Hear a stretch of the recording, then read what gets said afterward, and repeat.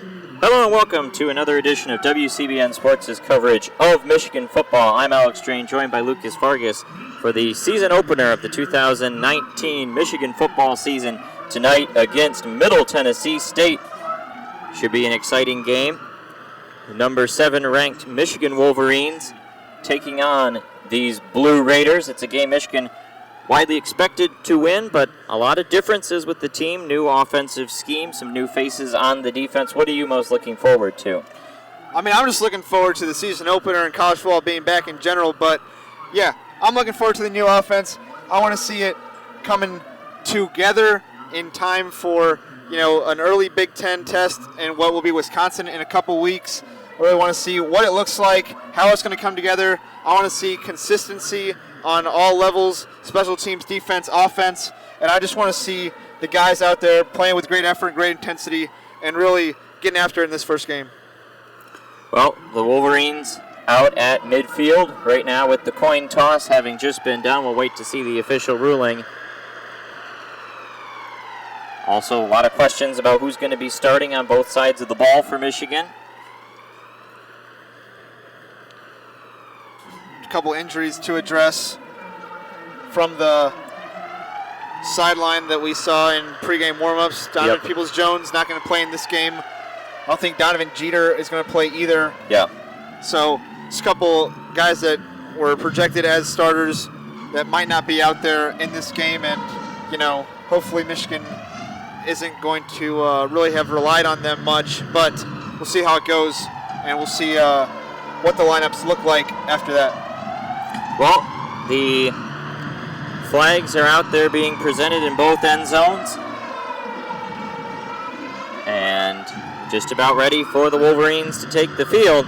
It appears that Michigan will receive the kickoff.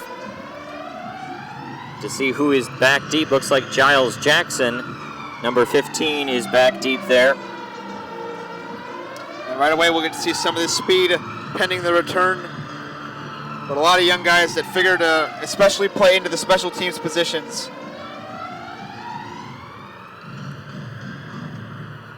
So the Blue Raiders put the ball down, and Michigan, the number 7 ranked team in the country, ready to begin their 2019 quest. Much hyped. The media pick to win the Big Ten, and the road to November 30th starts now. And ready to do the kickoff is Cruz Holt, and he sends it back deep. Now going to be caught by Giles Jackson at the goal line. He's going to run it out. It's got a nice little crease. He's still on his feet past the 25, and he'll get rocked at the 26. He's got tripped up just a little bit there, but looked like he had some room to run. I like him taking it out early. First touch for his Michigan career. So we'll get to see the offense now coming on out. The starting running back is going to be Zach Charbonnet, number 24. He will get the nod. And so Shea Patterson in the shotgun. He comes out with a couple wide receivers on the left, 2 tight ends to the right. McKeon and Eubanks on the right side. Patterson drops back. Blue Raiders bring a little bit of pressure. He's going to step up and run with it past the 30 to the 35, and he'll be brought down at the 40. Ball is loose, and it looks like Middle Tennessee State has it unless he was marked down first. It does not appear that was the case. The ruling as a fumble and early jolt for Middle Tennessee, able to force an early turnover. Shea Patterson had some room up the middle, had gained the first down, and decided to try and challenge to, go for extra yards, but on his little razzle-dazzle juke move, gets hit, very clean hit, and losing the ball, going to the ground. Well, my father always calls that carrying it like a loaf of bread. Got to protect the football, and Shea really willy-nilly right there. This is a Michigan team that only lost 3 fumbles all of last season. And so now Middle Tennessee State coming on out, and we'll get to see the first look at this Blue Raider offense. They're going to swing one out to the outside. They got a nice rub move, and it's going to be caught for about a 15-yard gain after a catch and run down the sideline there for a first down for Ty Lee. Yeah, and Ty Lee is the one guy that the Michigan defense has got to know where he's at all times. He is the guy that is really going to hurt the Wolverine defense. By far the Blue Raiders' best player on the offensive side of the football. And now getting ready for the snap is the quarterback, O'Hara. He's going to flip it off to the right side. Running right and getting forward for about 2 or 3 yards there was Terrell West. Maybe they'll give him 4. West out of Pinson, Alabama, Clay Chalkville. You know who else went to that high school? I do not. Nikko Collins. All right. And Nikko was a running back at the start of his high school career, precisely the time West was his teammate in the backfield. Big boy. That backfield featured 3 future D1 players, as a matter of fact, with Collins included. West here on this Middle Tennessee State team, also a player on Tennessee as well. Very talented backfield there. Now they're going to give it off a jet sweep to the right side, stopping and stuttering, trying to weave his way past Michigan defenders, and eventually getting maybe 2 or 3 yards there was number 22, it appeared. Don't have that one. Up the rosters. But in on that tackle was Ambry Thomas, the guy that's fought through some stomach issues, some health concerns, and great to see him out on the field in this opening game for Michigan. People didn't really know where he was at health-wise, but he is out there and he's competing. So it'll be 3rd and 3 now. Asher O'Hara sets up in the shotgun. He'll get ready. Looks to the sideline, makes a few motions. Coming out with 5 wide receivers, 5 men at the line. We'll see how Michigan sets this one up. And it looks like pressure off the edge. Khaleke Hudson is there, but they can't bring him down. 3 gang tacklers don't get him, and he's going to dive for a touchdown. Asher O'Hara was sacked by 3 guys, and he got away and scrambled 20 yards for a touchdown unless his knee came down. And I think the referees are checking about that. There was an offsides off the edge on Khaleke Hudson, it looked like. That penalty will be declined, and the touchdown is good for Middle Tennessee State. And they take a early 6-0 lead pending the PAT. Yeah, and it's not like he just... Let's take a look. It was Khaleke Hudson off the edge. Well, Michael Dwumfor had up the him. middle, and Quiddy Pay off the edge. I mean, Dwummy just basically was a hula hoop on that guy's hips, falling to the ground. And the extra point is good. So it is 7-0 Middle Tennessee State. Just about 2 minutes and 8 seconds into this first quarter. If you're wondering about sound quality, perhaps we are working on that. Yeah, going back to the touchdown, I mean, Michael Dwumfor, guy that played a lot last year, you know, one of the biggest guys on the defensive line, and had him around the hips, just falls down. Asher O'Hara able to stay strong, and, you know, there's nothing past that. The blitz was sent, and Middle Tennessee strikes first, not what a lot of people expected in a game where the spread was 36 points. Yeah. Well, a very odd first 2 minutes here. You have Patterson running forward and then fumbling. You have then the defense scooping it up, and then a 3rd down situation. I mean, what we saw in that first drive for Middle Tennessee State is what you'd expect, especially that first play. Get the ball to Ty Lee, and then, you know, give him a little bit of action. He's not the fastest guy, but he's elusive, and that's all they needed. They got one little rub route on the edge. He picks up 15, and then they're able to get a little luck there. You know, you have to capitalize on your opponent's mistakes, and when your opponents don't tackle you, you pick it up and you run in the end zone. And that's what Asher O'Hara did there for the touchdown. Right, and a couple of notes on Ty Lee. Ty Lee now has a reception in 41 straight games, and he is the current NCAA leader in reception. So some very nice numbers to have in favor of the receiver for Middle Tennessee. Like I said, a guy that will probably be the focal point of the Blue Raider offense, get him the ball any way they can. They did that one time on that drive. But Asher O'Hara, I mean, it's a guy that only really had to play once or twice last season. Quarterback Brent Stockstill was really the guy for the Blue Raiders. He leaves, and O'Hara had played really in that Florida Atlantic game last year, Florida International rather. So, yeah, he just appeared in the Florida International game. That's correct. And he lost that game, a very close one, but you know, now he's been given the starting job in this game and came out and capitalized on the turnover. So, you know, Middle Tennessee here to compete. It's college football. Yes, it is. I will say that there was one, I don't remember what game it was in last year, but there was one distinct play, it might have been Wisconsin, where Quiddy Pay had sacked a quarterback and then just let go, and he got up and he ran for a first down. And obviously Pay was not the main offender there, but he was involved. And we saw that last year on one occasion. We see it here again today. So it's going to need to be cleaner here in the next 2 minutes and change. So Cruz Holt kicks that one off. It's a shallow kick caught about the 12-yard line. Giles Jackson's going to run this one out again. Spins around at the 25, and it'll be brought down at about the 27.5-yard line.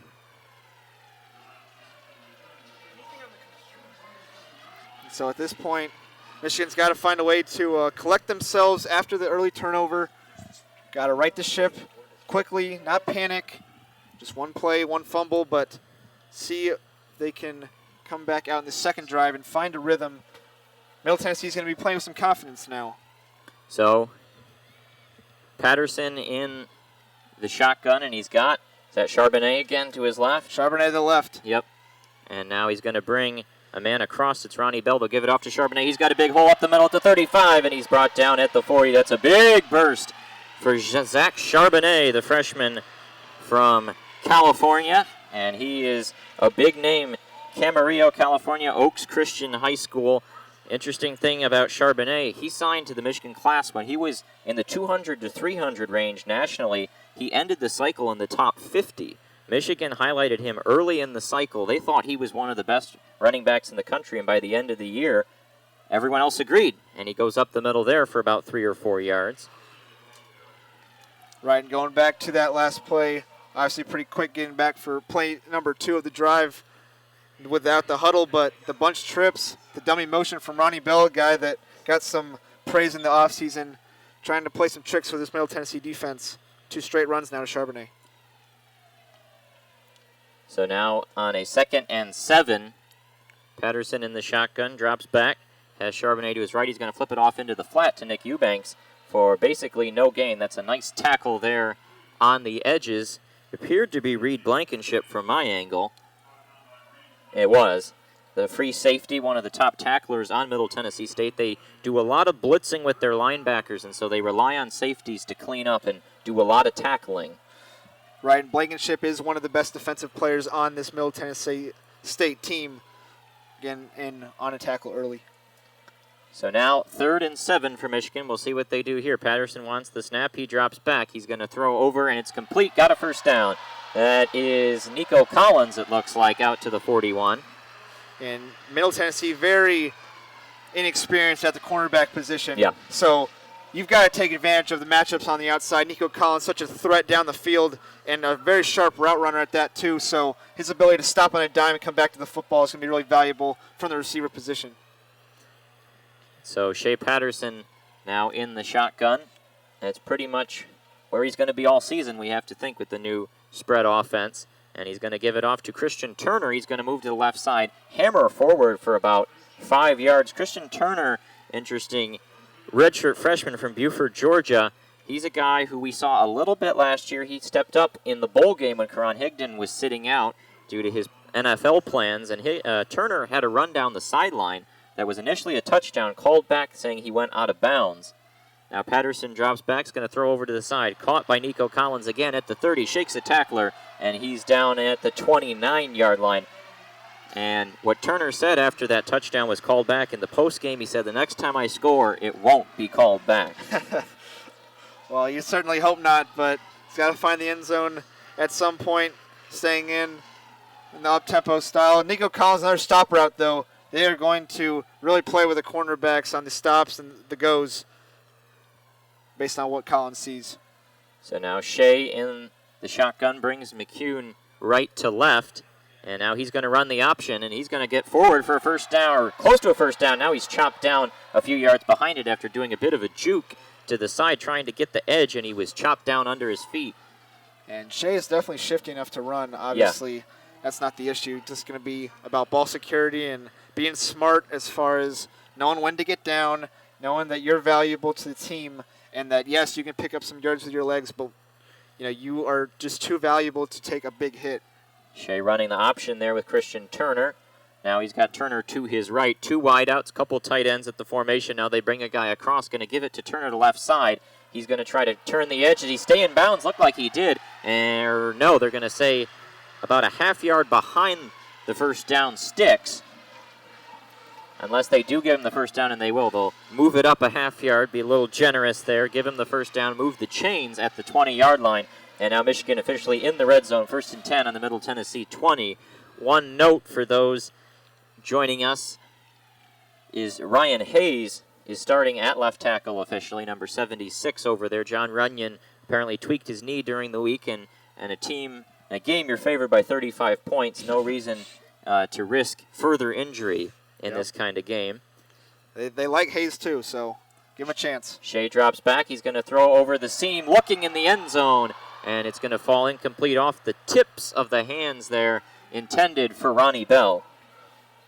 Running a seam route into the end zone. And they're drawing the linebackers up with the handoff fakes. Ronnie Bell up the seam. Let a real athletic guy, college basketball recruit, try and go up and get it. Unable to come down with it on that particular play, but you like the ball placement on that route.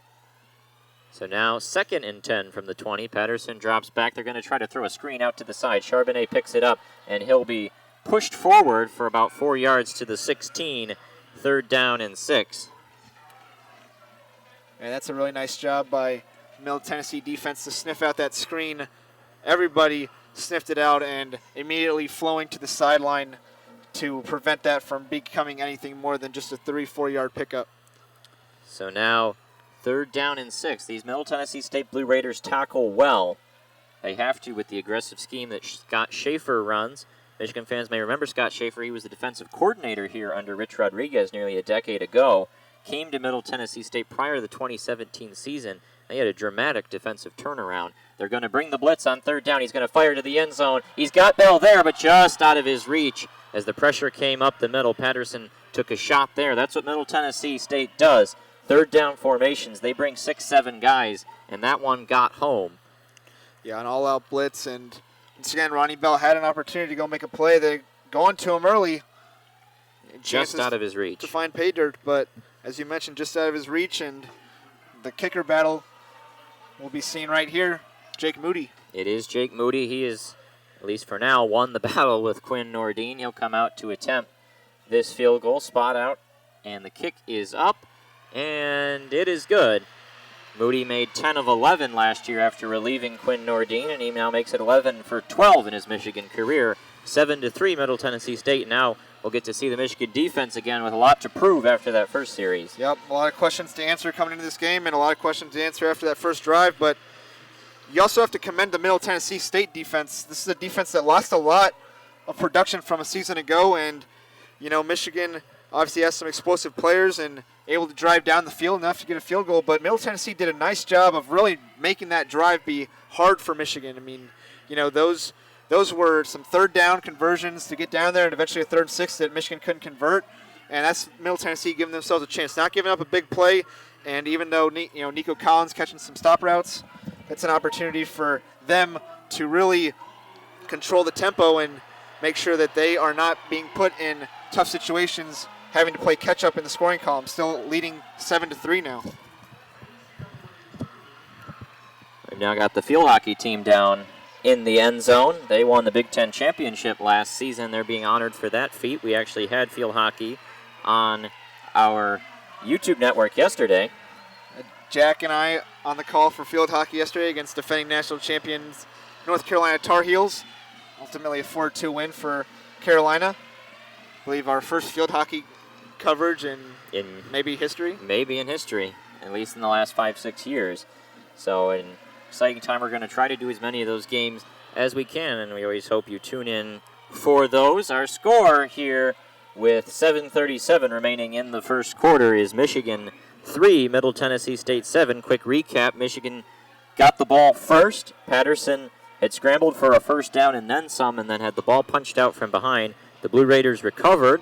They were in a 3rd and short situation. Michigan blitzed, got 3 home, and the quarterback somehow escaped after 3 guys just refused to tackle, and he scrambled for a touchdown, a 20-yard touchdown run for the Blue Raiders to put them up 7-0. Michigan drove down the field promptly, but came up a little short in the red zone, settling for a field goal. Now 7-3 Middle Tennessee State, and we're ready for the kickoff. Looks like Moody will be doing that as well.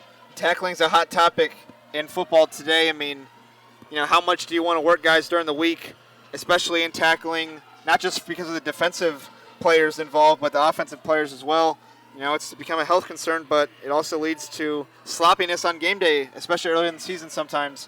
It's based on how many times you're really able to go at each other 100% during the week. So now Moody gets ready to do the kickoff. He was the kickoff guy all of last season. That was his only role prior to coming in for Quinn Nordine towards the end of the season. We never really found out if it was an injury-related thing or just a talent situation, as Moody delivers that one into the end zone for a touchback. Middle Tennessee State will start at the 25, but after that point, Moody became the kicker, and now it appears that he is going to be doing both at the start of this season. Now the Middle Tennessee offense comes back out there. Asher O'Hara, the quarterback, is the one who scored that touchdown. O'Hara 1 for 1 for 17 yards. That was the little rub route to get the excellent slot receiver Ty Lee in space. Look at Ty Lee from last year. He is now a two-time All-Conference USA wide receiver, first team in 2017, second team in 2018. A menace and a senior out of Moultrie, Georgia. So here comes O'Hara. He'll take the shotgun snap. Now pressure comes from Carlo Kemp. He's going to step up, weaves around several tacklers, and he falls down at the 32 after a gain of 7. Could have been another sack, and he's able to turn it into a solid gain. Yeah, and O'Hara, pretty sneakily elusive, but he is a dual-threat quarterback. Yeah. Not afraid to run at all after the initial option was not there. Well, Kemp was into the backfield, and O'Hara put him on skates there. Now pressure comes again. He's going to throw a tunnel screen, and they've got the man out past the 40-yard line, brought down at the 41. That's complete to Ruben Garnett, redshirt senior from Georgia, 5'9", 170. I really like the game plan from Middle Tennessee so far. Able to get that ball out quickly, but O'Hara first looking off the directional screen one way, throwing back the other way. First and 10 at the 42. They're going to give it off right up the middle. That's a good tackle. Brought him down up the middle by Josh Ross, the middle linebacker from Southfield, Michigan. Yeah, very good job fitting his gap right there. And could have an early stoppage. I think a helmet came off, so it appears. Take a timeout. Yeah, that looks like Matt Martin, number 53, trotting off the field as a potential substitution, will have to come in. Now the water boy went out there and boy got wheels. Was not needed, and he just booked it off the field. That's tough with the water bottles in arm. Yeah. I mean, that's probably a good 10, 15 pounds when they're all filled up. A gain of 2 on the play after Ross made the tackle. It'll be 2nd and 8 from the Middle Tennessee 44. Asher O'Hara in the shotgun. Give him a jersey. He sends a man out in motion to the right side. That's number 44, Chatton Mobley. Now 5 wide. O'Hara is going to drop back. Pressure comes right back up the middle again. Throws a slant, and it's behind his man. Kalik Hudson was coming up to thump him even if he had hung on. It'll fall incomplete. 3rd and 8 now from the 44. Yeah, I think he's lucky O'Hara threw that a little bit low, or else that might have been a lost head. Yeah. So now 3rd down and 8. Setting up 4 wide again. Running back to the right of O'Hara. Michigan showing blitz. We'll see how much they bring. Josh Uche on the field. And here it comes right away. And down he goes. That came from all edges. And it looks like Jordan Glasgow was the first one there off the right side. Glasgow, you know what you're going to get out of that guy. He's very reliable, very experienced, plays with a lot of effort and a lot of intensity. And coming home on the sack that time, he's going to be a sure tackler for Michigan. Did a great job last year when he was called upon. Going to do a great job once again this season. No mistake there for Jordan Glasgow, finally getting Michigan their first sack, and Middle Tennessee will have to punt. Out comes the punter, Matthew Stevenson, and he takes the punt. Michigan brings some pressure, but Kalik Hudson just unable to get a hand on it. And it will go out of bounds. Yeah, tip. That was a... He might have gotten something on it, because that was a wobbly. Punt shook right out of bounds near the first down marker. Yeah, it's going to be out of bounds at the Michigan 49. That'll end up only being a punt of about 18 yards. So short of the first down marker, in fact. fact. So that ends up being a somewhat successful punt block from Kalik Hudson. Now, so we look at the Michigan offense about to go back out there. They've now really only had one series, the first one being one play and then a fumble. What did you see in that first series from the Wolverines? Well, I liked the motion that they used to really create some confusion among the Middle Tennessee State linebackers. Thought it created some good running lanes at times for Charbonnet. And, Middle Tennessee going to blitz a lot, as we knew. That's what they do defensively. So Michigan's got to pick up these blitzes, find a way to do that. And if they're able to pick up, one or two of these blitzes, big play opportunities there for sure. And, Ronnie Bell had some chances for a couple catches on that last drive, unable to come down with the ball. But, when you blitz, you leave yourself open. You got to trust your blitzers to get home, and so far that's what the Blue Raiders have done. And, on the Blue Raiders end, as I mentioned a little bit earlier, the ability to prevent a big play, just to make Michigan have to grind it out 4 or 5 yards at a time, and at least gives yourself a chance to, get a stop and force a field goal or something of that nature. They still lead this game 7-3, and we're at 5:20 in the first quarter. Yeah, 5:20 in the first quarter. This really, first quarter has been flying by a little bit. A lot of action here early on. As we wait to see how the Michigan offense will come out. Let's look at the stats so far. Patterson 4 for 6 in the air, 25 yards. On the ground, 2 attempts, 19 yards. The issue, the 1 fumble. Charbonnet so far, 2 rushes, 17 yards. Christian Turner, 2 rushes, 11 yards in total. 6 rushes for 47 yards, almost 8 per an attempt. That's what you want to see. But again, ball security important. In the receiving game, Nikko Collins, 2 catches for 21 yards. Zach Charbonnet, 1 for 4 yards. Nick Eubanks, 1 for no yards. He was chopped down right at the line of scrimmage after he caught it. So Michigan's offense now comes out of the huddle. They do officially spot the ball at the 48 rather than the 49 that we had reported earlier. It's a packed house. A lot of maize in the student section. Yeah, very full student section, which... What you want to see. It's what you want to see, exactly. A lot of excitement around the season. But they're down early on in this game, 7-3 Middle Tennessee State, 5:20 to go in the first quarter. Michigan trying to grab their first lead in this game after surrendering an early touchdown off a Patterson fumble in his own territory. And he's ready to take the snap, going to give it off to Christian Turner. He makes a nice little cutback up past the 45-yard line. The ball came out again, maybe. I'm trying to see.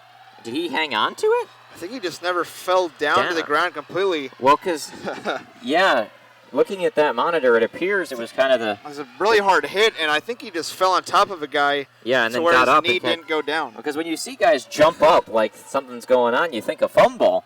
But instead, it was the Michael Dyer famous play. You get spun around, knee doesn't come down. Speaking of that play, Auburn-Oregon playing tonight, they showed that play on game day this morning. Yep. You get spun around, knee doesn't come down. The guy gets up and keeps running. That's a great hard run from Christian Turner and a first down for Michigan at the MTSU 41. Patterson fires. Comeback route on the sideline. It's caught by Tarik Black just short of the sticks. Tarik Black, know how good of a route runner he is. Beautiful comeback route towards the sideline. It's a little bit short of the first down, but... Or no, it is. They're going to give him the first down. Man, this crew is just lazy, I think, with the spots. I think they spot that at the 48 on the start of the drive because they didn't want to move the markers. But I just want to see Tarik Black healthy all season long. And Dylan McCaffrey now in. Yep, McCaffrey.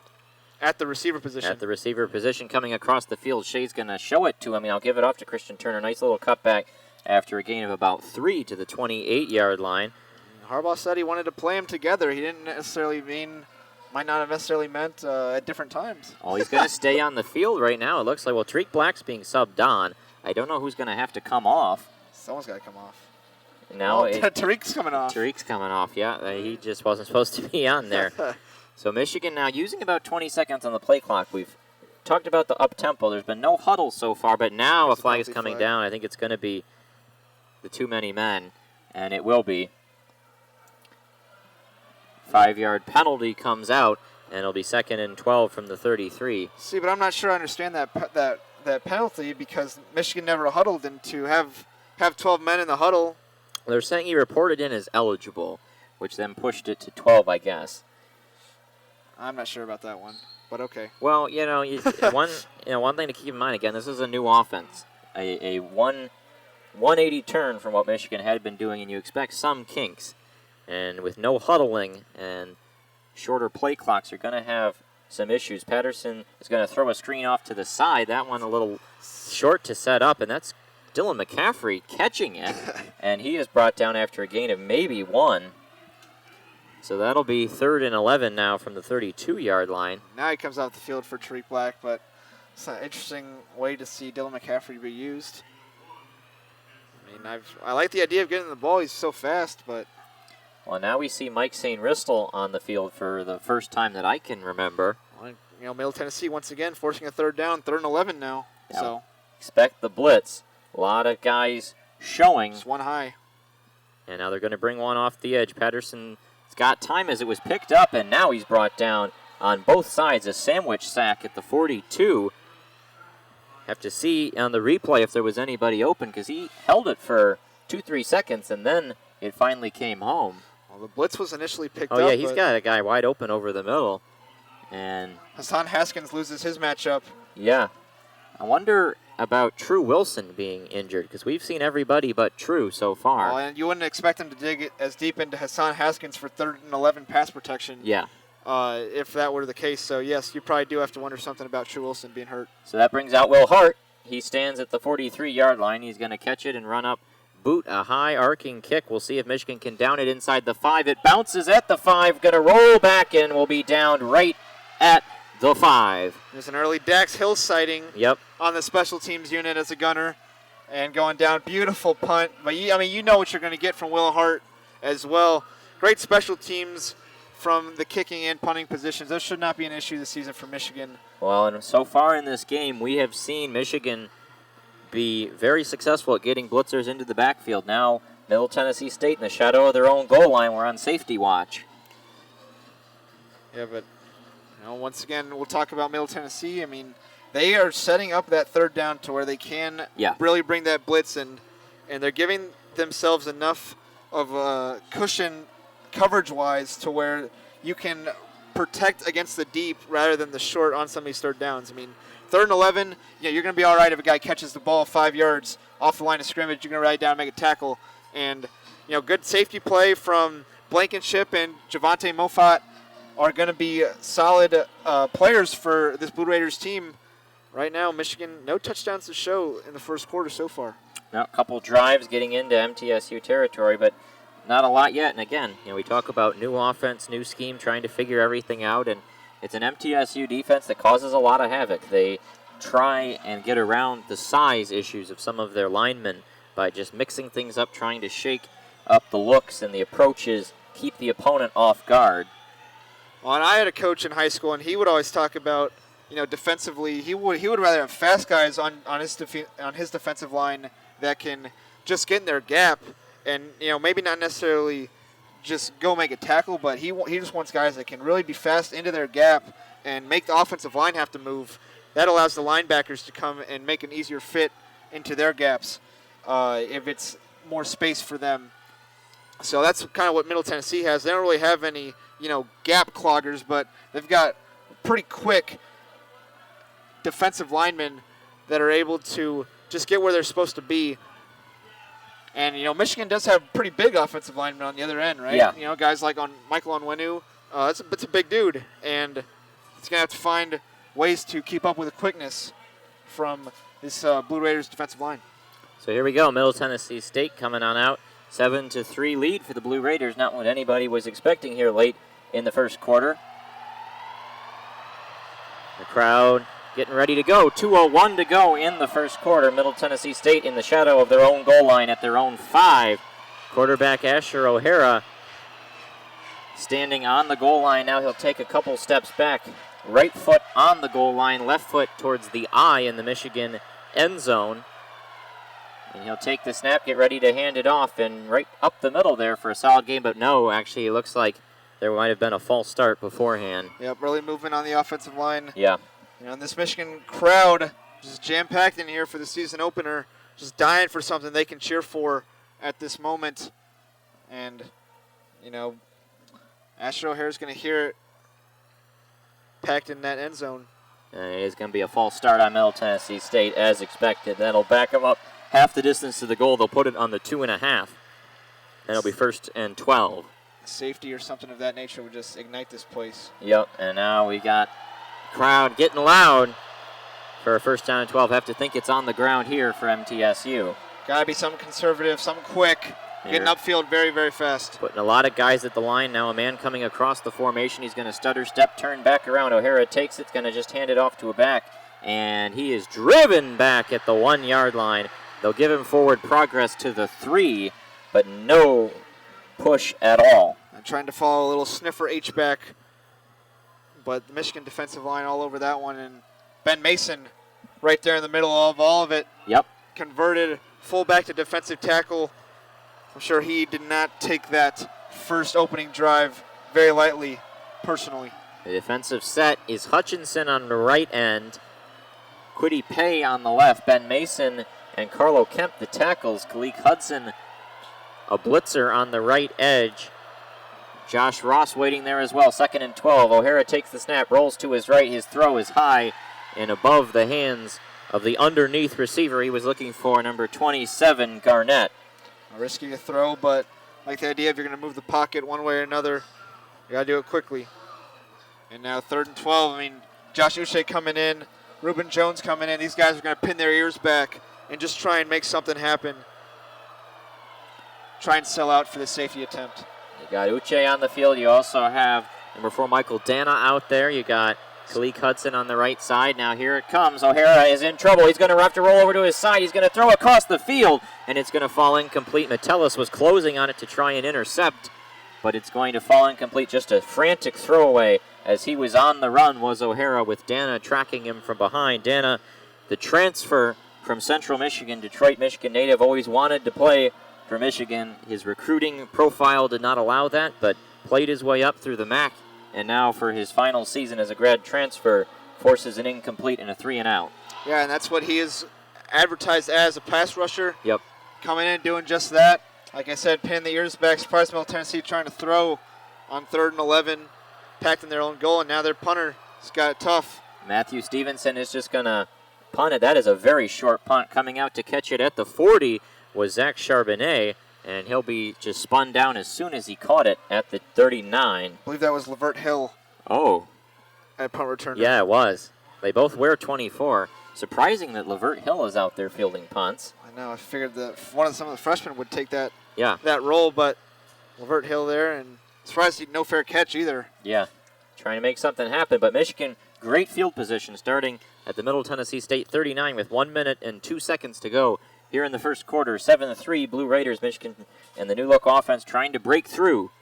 On the question we were asking ourselves earlier about True Wilson now back in to the left side of Shea Patterson in shotgun formation. Empty, though, to the left side of the field. Yeah, True Wilson in there with Patterson, and Patterson's going to give it to True right up the middle, barreling forward to the 36 for about 3 yards. And we hear the True chants coming down. We'll see how much Michigan takes off the play clock here, because we've talked about the no-huddle situation, up-tempo. They're getting set at the line with a 25 to go on the play clock. Patterson there in the shotgun. Now he's got Turner to his right. Now he'll walk over to the right side, say something to Eubanks. Now come back, 15 on the play clock. And he'll take the snap. He will play action. Oh, and a nice blitz pickup there by True Wilson. Throws deep to Tarik Black. He's got it! Touchdown, Michigan. Did a somersault falling backwards. Tried to see if he hung on to it. No one within 20 yards of him in the end zone. That's a Michigan touchdown, and the Wolverines lead it. Yeah, I mean, that's Tarik Black's touchdown and Shea Patterson's throw. Great job stepping up in the pocket. But that touchdown belongs to True Wilson. I mean, he just went and stuck his face mask in the chest of the Middle Tennessee linebacker. I believe that was number 6 for the Blue Raiders on the blitz attempt. That was Khalil Brooks, so one of their better linebackers as well. And just eating up that rush, giving Patterson enough time to throw that pass. The extra point is good. Michigan's first touchdown of the season.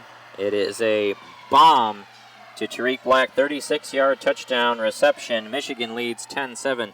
Yeah, Khalil Brooks blitzing there, and Brooks is a guy who, I mean, he is the heart of Scott Schaefer's defense. 6.5 sacks, 8 tackles for loss last season, all Conference USA, a blitzing weak side linebacker. And True Wilson did just enough to pick that one up and give Patterson time to deliver the strike in the Michigan lead with 21 seconds to go in the first quarter. That's the kind of characteristics that's going to make True Wilson such a valuable asset to this team. I mean, a guy that isn't concerned about himself at all, going to put his face right in someone else's chest to make a key block for his teammates.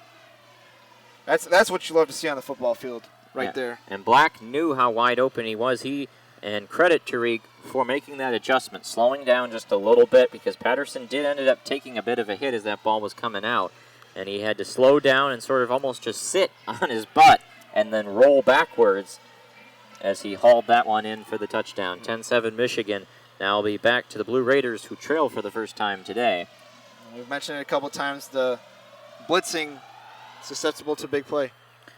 Jake Moody kicks that one off. It'll be caught at the 1-yard line and fair caught for. Of course, you can do that within the first 25 yards and get it at the 25. That's what MTSU does, and now they'll get a chance to run the offense.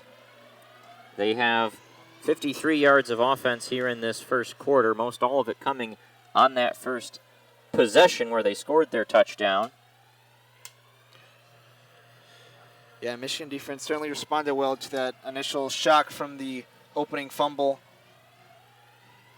4 plays and 42 yards on that first score for Middle Tennessee, and since then, just 8-9 yards of total offense from then on.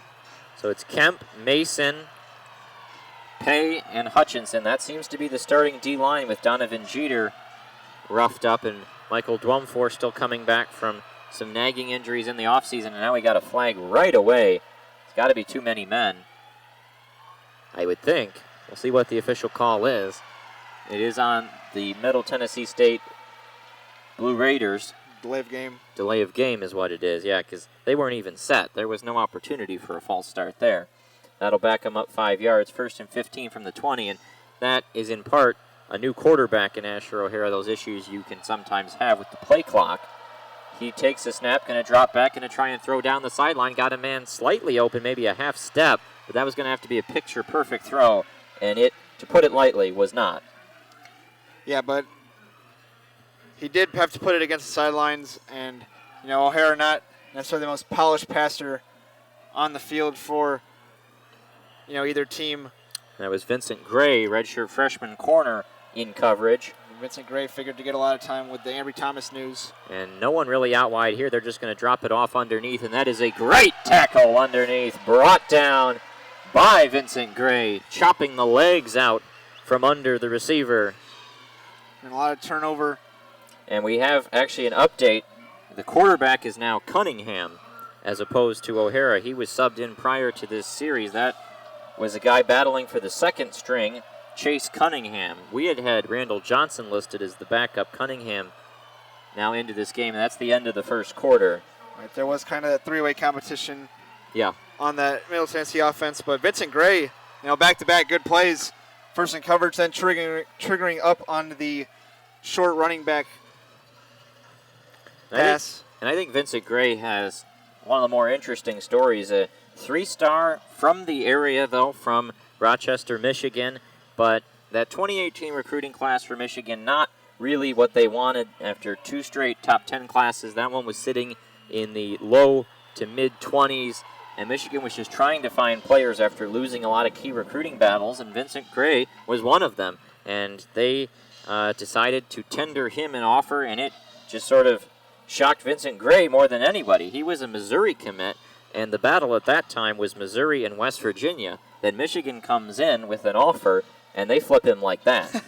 I mean, if you're going to go one way or another, you either go to the Big 12 where they don't really believe in defense, or you go to Missouri, which always seems to be, caught up in some sort of controversy, or you can come play in the Big 10 at Michigan and play for Don Brown. And, Vince Gray, credit to him for coming in and just working hard, right? Yeah. Like I said, a name that a lot of people didn't really expect much out of probably, but especially after losing David Long this offseason. They said some of the turnover at the secondary position, and, along with the injury to Ambry Thomas. This guy saw an opportunity. He went out and seized it in spring and training camp, and, he's on the field right now, and he's making plays. So credit to him. Yeah, and that was a class that Michigan brought 4 or 5 DBs in that class, but haven't gotten a lot from them yet, and, the lowest rated of all of them is the one who's now seizing the opportunities. So a bit of a come-from-behind story for Vincent Gray. And as only a redshirt freshman, he's got a lot of opportunity to play in his college career if he's already getting looks this early. Well, and that's half of it, just getting an opportunity, creating that opportunity for yourself, not letting some rating or scouting profile define who you are. Once you come to the University of Michigan or any school for that matter, you have an opportunity in front of them. It's about how you handle that opportunity that's going to lead to success, and Vincent Gray does a good job. The second quarter, they're just going to sling it off into the flat, and that's going to be an easy tackle after about 3 or 4 yards. It appeared Brad Hawkins from my angle, and indeed it was, bringing him down, and that'll be another 3 and out for the Blue Raiders. Yeah, Brad Hawkins doing a good job getting over there, and Quiddy Pay as well, doing a great job turning his shoulder pads and running to the sideline to make sure that goes for no gain, and 4th down once again. So Michigan defense is really locked in after a couple of sloppy early plays. And looks like Lavert Hill once again at punt return. Lavert Hill back there once again. And Michigan is going to bring some pressure on their punt block. Don't get home this time, though. Lavert Hill has to run over to the sideline, catches it at the 35, going to make a little cutback. Now trying to turn it around at the 30, and he does a lot of running for nothing. Brought down right about where he caught it, and that'll end up being Michigan ball at about the 34-yard line of the Wolverines. I believe the punt return job is Donovan Peoples-Jones, yep. But obviously he's not playing today.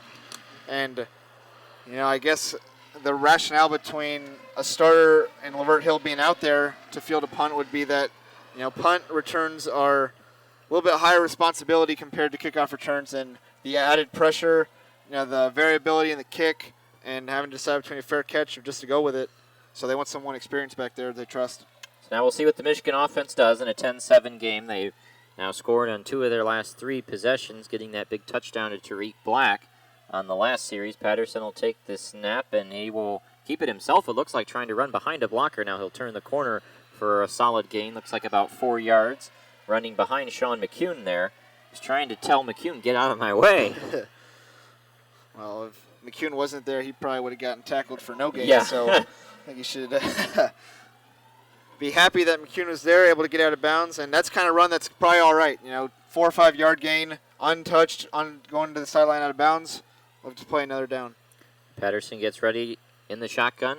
Got a man to his right, and he will keep it himself. Going to throw over the middle. He's got Tarik Black at the 45, and he'll be brought down at the 40. That's a good tackle by number 12 for Middle Tennessee State, Blankenship. It's a really nice slow play by the quarterback, Shea Patterson, on the handoff exchange fake. Michigan caught him with the pull as well.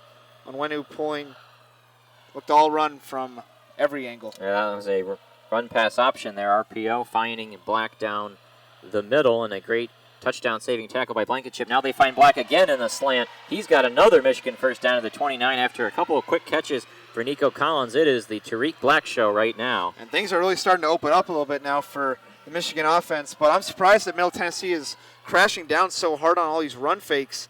The Wolverines haven't exactly had much success running the ball, enough to warrant, I feel like, this kind of attention to the run. And that looks like, from my angle, number 6, Khalil Brooks, down and injured. Yes, it is. That is a really bad injury.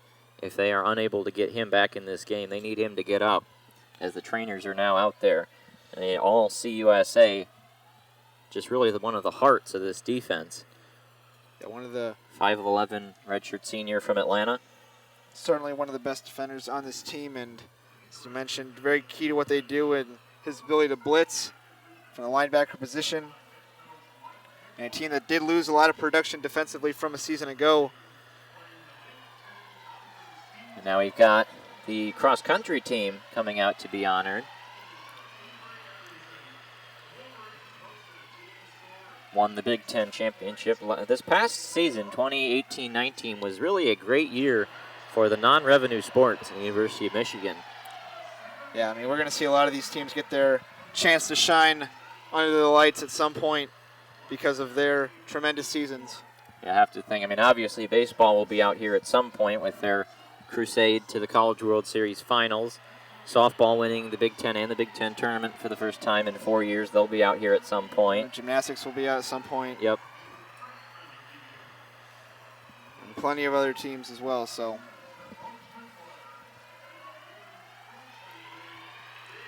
Now we're waiting around as Brooks did get up and was escorted off the field under his own power, but certainly would not expect him back this series. Yeah, it looked like he was, maybe favoring an ankle or something of that nature. Lower leg. Tarik Black now 4 catches for 80 yards and a score, as Michigan's got it 1st and 10 on the Middle Tennessee State 28 when we come back from this injury timeout. 13-10 remaining in the first half. Michigan 10, Middle Tennessee State 7. Wolverines trying to make it a 2-score advantage here in the second quarter. And, after that really sort of frantic first 3 minutes, it saw Michigan sort of dazed for a second. They really stabilized this game.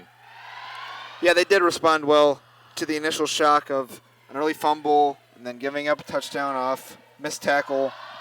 And, they've really settled in now. It's been, even a couple stalled drives offensively. Starting to find their rhythm. Obviously, they've got to finish this one now in the Middle Tennessee 28-yard line. But from the initial start has been a nice response. And, they're doing what we expected them to do now for the most part. See if they can continue to do so through the end of this ball game. A lot of time left. Now they're going to come out with 2 receivers to the left side. That appears to be Collins on the outside and Ronnie Bell in the slot. Charbonnet to Patterson's right. Shea's going to drop back. They pick up the pressure while he fires it deep for Nikko Collins in the end zone. Did he hang on? Yes, he did. Michigan touchdown. Nikko Collins, a strike from Shea Patterson. 28-yarder. And it's now will be 16-7 Wolverines pending the PAT. The big play offense showing up. Yeah, it's been interesting what they've done a couple times, really just playing with one side of the field from the receivers and leaving one side completely empty. But Middle Tennessee still has to honor that side of the field just because of the running back set to that side, meaning that he can go on a wheel route. And it's just interesting to see them play with the coverage that way. And it's resulted in a touchdown now. Well, look at this. Quinn Nordine is the one out there to attempt that extra point. It goes through. 17-7 Michigan on top after that touchdown. So now Black and Collins both with a touchdown. Patterson, thanks to that, now 10 for 12, 134 and 2 scores, plus 14 on the ground. Really that one fumble, the only rough part so far. He's been excellent. Yep, Shea has locked in, and I'm sure that fumble didn't sit well with him, especially knowing that it resulted in a touchdown for Middle Tennessee. That guy's a heck of a competitor, and there's a reason that he's been named the starter so early in the season and that Jim Harbaugh wants the ball in his hands. Well, and the big plays are important because Michigan finished 61st in what is the S&P Plus explosiveness factor. Basically, how many big plays are you having? And Michigan just didn't have a ton of them. They were pretty middling in that department, and especially when it came to facing Ohio State, a team that was good defensively except for giving up explosive plays. Michigan just didn't have the offense to exploit that vulnerability, and so they go into the offseason, get a new offensive coordinator in Josh Gaddis from Alabama, trying to turn this into a spread offense that can strike much more quickly and take advantage of teams that have big play vulnerabilities, and it's showing now. Well, I think something that is going to help with that is a game like this against Middle Tennessee. And, something I brought up a couple times on past broadcasts is that Jim Harbaugh, during his time here at Michigan, you go through the season openers, and first season he was here, you start at Utah, ended up being a very, very good Utah team, and you lose that game. Then, the next season you come back and you play Hawaii at home and just blow the doors off them.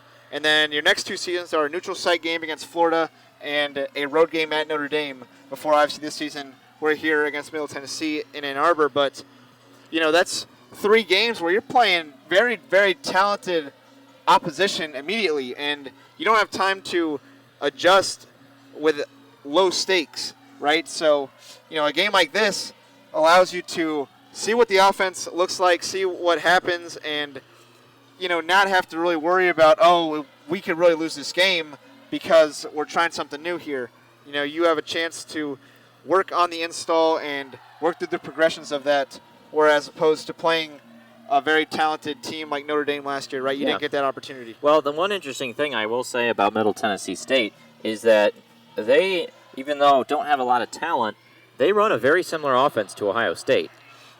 with a lot of slot receivers, a lot of just getting the ball out, spread it out. I mean, they don't even play with the tight ends, ever. It's not long developing at all. No. Everything has been short and quick, short and sweet. And so you have to wonder if they were scheduled for the purpose of being, the CUSA Ohio State offense simulator. But so many of these games are scheduled so many years out in advance. I'm not sure yeah, how much rhyme or reason there are to a lot be of these fair, games, but the head coach for Middle Tennessee State, Rick Stockstill's been there 14 years. Yeah, he has a lot of consistency, and they've been pretty solid, especially of recent. Yeah. A lot of bowl appearances, so it's a solid team that you invite in here to play in Ann Arbor.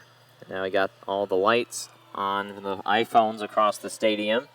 17-7 Michigan lead. The defense going back out there. They've held Middle Tennessee State to 57 yards so far. Most of those coming on that first series. They've been 15 cents. Yeah, effective since that early time. Josh Uche is on the field here in a 1st and 10 situation, and they are going to run it right up the middle. And Asher O'Hara, or is it Cunningham? Have to see the number, and that is 10. That is O'Hara back into the game. Yeah, and I really like the formation that Middle Tennessee came out with. Very bunched in, but then all the receivers dispersing immediately. And that really opened up the middle because all the defensive backs were packed in so tight. They're going to do it again right here. Very tightly bunched. So O'Hara back into the game, and he takes a low snap, and he's going to try to run around Aiden Hutchinson, and he's not going to do it very well. Maybe pick up 4 there.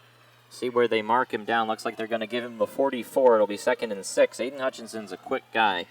Yeah, he bobbled that snap, but the routes were just completely meant to clear out that side of the field and make him almost go one-on-one with a defensive end. If he catches that cleanly, I mean, O'Hara's pretty quick. Yeah, we've seen shiftiness from O'Hara. Empty once again.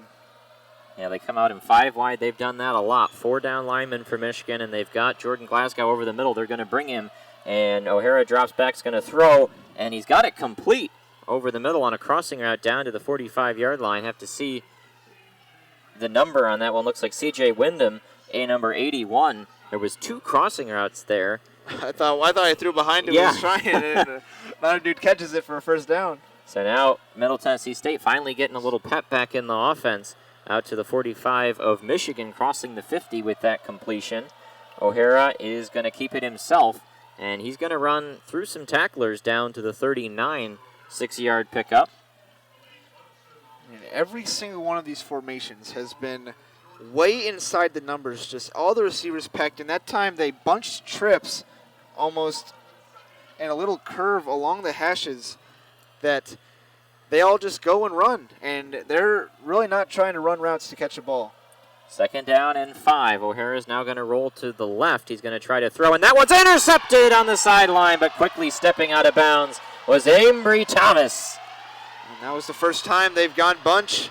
They stack twins on each side, and first time they're not looking to run the ball off that, and turns into a interception. And Ambry Thomas said just happy the guy's out there after battling some health problems. Yeah. And he's made some plays here tonight. Yeah, let's trying to see who that was intended for. Number 11. Brad Anderson. Yes. They use Anderson as a rusher and as a receiver, and he was out on a full flat route there, and Ambry jumps it, gets the interception. For those unfamiliar, Ambry Thomas had ulcerative colitis this past offseason and lost a lot of weight as a result. And for a while, I mean, there was question whether he would play at all this season. Wasn't with the team for a little bit. Yep, and they had to put a lot of weight back into him after he had lost quite a bit of weight due to general dehydration and other issues that come with that illness. And so they get him back up to 185, and then really it was just this past week that there were rumors he could play in this game, and now he's out there and he gets an interception, so that's what you want to hear. Yeah, great effort for that guy to fight his way back, and now Town Road playing. Yeah, we've got a fascinating musical break. We had a Wolverine doing the Freddie Mercury Live Aid AO with the crowd, and now they cut to Old Town Road. This is wild. This is what the kids love. At the Big House. Michigan will take over at their own 41. We come back from this break, 10:57 to go. It's a lot of stoppages this last little bit. We'll see if the Michigan offense can come back out there and get a quick strike. I mean, Middle Tennessee had done a nice job, I thought, picking up the pace on that last offensive drive and just trying to run the ball from their quarterback position. Thought it was being pretty effective for the most part, and they go and just one throw behind the receiver on an out-breaking route ends up in an interception. Now Michigan has a chance to respond to the turnover. Panning around the student section on the Jumbotron. Now not the student Some section. grown men. Yeah, some middle-aged men right there. Now back to the student section. Great crowd here tonight. I have to imagine it's 110, 111, maybe even 112. Always interesting to see what kind of imaginary number they throw up on that screen. Yeah, we'll get that later in the game. Shea Patterson now coming on out. He's been pretty darn good tonight with the exception of the fumble. 10 for 12 with 2 scores and 134 yards in the air. Michigan's offense almost at 200 yards already. The new high-powered attack. He wants the snap and clapped for it a couple times, just didn't get it. Now he'll look to the sideline, working with his center, Cesar Ruiz. It's the pretty standard interior of Ruiz, Onwenu, and Bredesen. Mayfield at right tackle, Hayes at left. They're going to blitz it. Now they give it off to Christian Turner. He's got a nice cutback, and he'll be dragged down from behind like a rag doll after he gains 7 to the 48. Well, that blitz is a response to the success Michigan's had to the air. Just trying to put more pressure on the quarterback is how Middle Tennessee wants to answer it. And I wonder if that was an audible there, where Middle Tennessee State shows blitz, and then they go to the run game onto the outside, because they brought the house on that play. handled beautifully by Shea Patterson. Second down and 2.5. They'll give it to Turner up the middle, and he doesn't gain much of anything there. Just about a 1-yard pickup that time. The third down and 2. As he goes up, an unblocked rusher up the middle, it looked like there. Trying to see who it was. Supposed to pick him up, maybe Bredesen, tough to tell. Third and short, we'll see what Michigan does here. In past years, this would have been I formation, hammer up the middle. But in the new Ben spread, Mason. Shotgun formation, they're going to give it off up the middle to Turner after they brought Bell in motion, and it'll be enough for a first down, about 4-yard gain up the gut, and a Michigan first down into Middle Tennessee State territory and over the 200-yard mark for the game. And they faked that jet sweep quite a few times, especially with Ronnie Bell. I mean, at some point they're going to give it to him. Yeah. And we're going to get to see his athleticism on display one way or another. Now they have set up with 3 receivers and a tight end. McKeon is off on the right side. I think that's Bell up top. Tarik Black down towards the other side, and they've got Eubanks lined up as well. Turner the back now next to Patterson. They bring Bell back close to the formation. Patterson's going to throw over the middle, but that one was tipped at the line of scrimmage. Like a blitzer from Middle Tennessee, able to get a hand up there. Only sent 4 on that play, but it is knocked down for an incomplete pass. 2nd and 10 at the 47. McKeon right, wide open off the pop pass. Yeah, trying to see who that was that got a hand. A nice hand by that defensive line, and Either a defensive tackle or a nose tackle there. it's commonly preached, if you can't get to the quarterback, get your hands up, try and get a hand on the ball. 2nd and 10. Patterson is going to throw a screen pass, beautifully set up to avoid the blitz. Tried to get the blockers over there, just weren't able to do it quite in time. Not a very generous spot there. And Turner is brought down at the 45 after just 2 yards. They were trying to pull Onwenu into space, and he wasn't quite able to get there. We've heard a lot about how Onwenu has slimmed down, has been moving a lot better, a lot more agile compared to the past, but wasn't quite able to make it all the way over there. And now they're having some issues spotting the ball, I think, or substitutions. It's now down to 15 on the play clock. I don't know what we're waiting for. The referees are now halting the game, I think. Some sort of review, maybe? Let's wait and see. All 3 referees there in the middle are now converging. 8:46 to go. You put some more clock back on. Yeah, issue with the game clock. They want to change it to 8:52 rather than 8:46. So put 6 seconds back on it. Play clock at 25. 3rd and 8 now for Michigan. The 45-yard line. Michigan averaging just over 5 yards per rush at this period in time. 14 targets for 12.4 yards in the air. Here we go, 3rd and 8. Patterson takes the snap. They bring the blitz as usual. He's going to throw off the hands of Nikko Collins And for a guy that barely dropped any last year, not able to bring that one in. Yeah, probably the most sure-handed guy that was on the team last year. Lets that one go right through his fingers, and he had room for more after the catch. Yeah. If he holds on to the initial pass. Yeah, maybe a teeny bit towards his backside there, but that one, you need to catch that one. So Michigan will bring the punting unit back out. Will Hart's only punted once in this game, and it was a dandy down at the 5. He's got a shot to do that here with the leg that he's got. We'll see how he boots it. It's going to be an arcer. This one will come up a little shorter, but it's going to have a beautiful Michigan roll down to the 5, still rolling inside the 5, and they'll down it at about the 3.5. Great day for Will Hart. Downed by Dax Hill once again. Just can't wait to see him on the field, that safety position. So now, and we saw last time Middle Tennessee State was backed all the way up there, they were unable to really do anything. And with such a fear of a safety especially. So we'll see if Michigan is able to put that a knife right back to the throat.